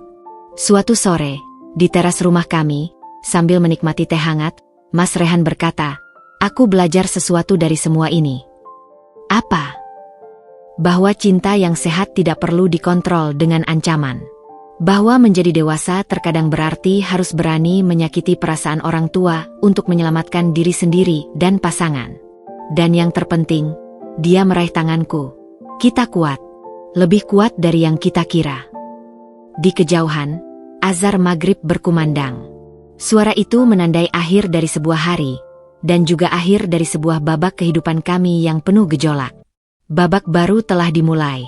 Masih akan ada tantangan, tentu saja. Tapi kami tidak lagi takut. Kami telah melewati badai terbesar, kehilangan tempat tinggal, ancaman karir, dan pengucilan keluarga. Dan kami selamat. Bersama. Karma untuk Ibu Surti? Mungkin itu adalah kesepian yang mulai ia rasakan di rumah besarnya di Surabaya. Ketika anak yang sangat ingin ia kendalikan justru memilih untuk pergi demi menjaga cahaya dalam matanya sendiri. Cahaya yang bernama Olive. Atau mungkin, karma itu adalah rasa penyesalan yang suatu hari nanti akan datang, ketika ia menyadari bahwa menara kendalinya telah runtuh, dan yang tersisa hanyalah bayangan kekuasaan yang sia-sia. Bagi kami, karma adalah rumah sederhana ini, kedamaian di sore hari, dan tangan yang saling terpegang erat, siap menapaki jalan panjang di depan, dengan pelajaran pahit di belakang yang membuat setiap langkah ke depan terasa lebih mantap dan berharga. Ini bukan akhir.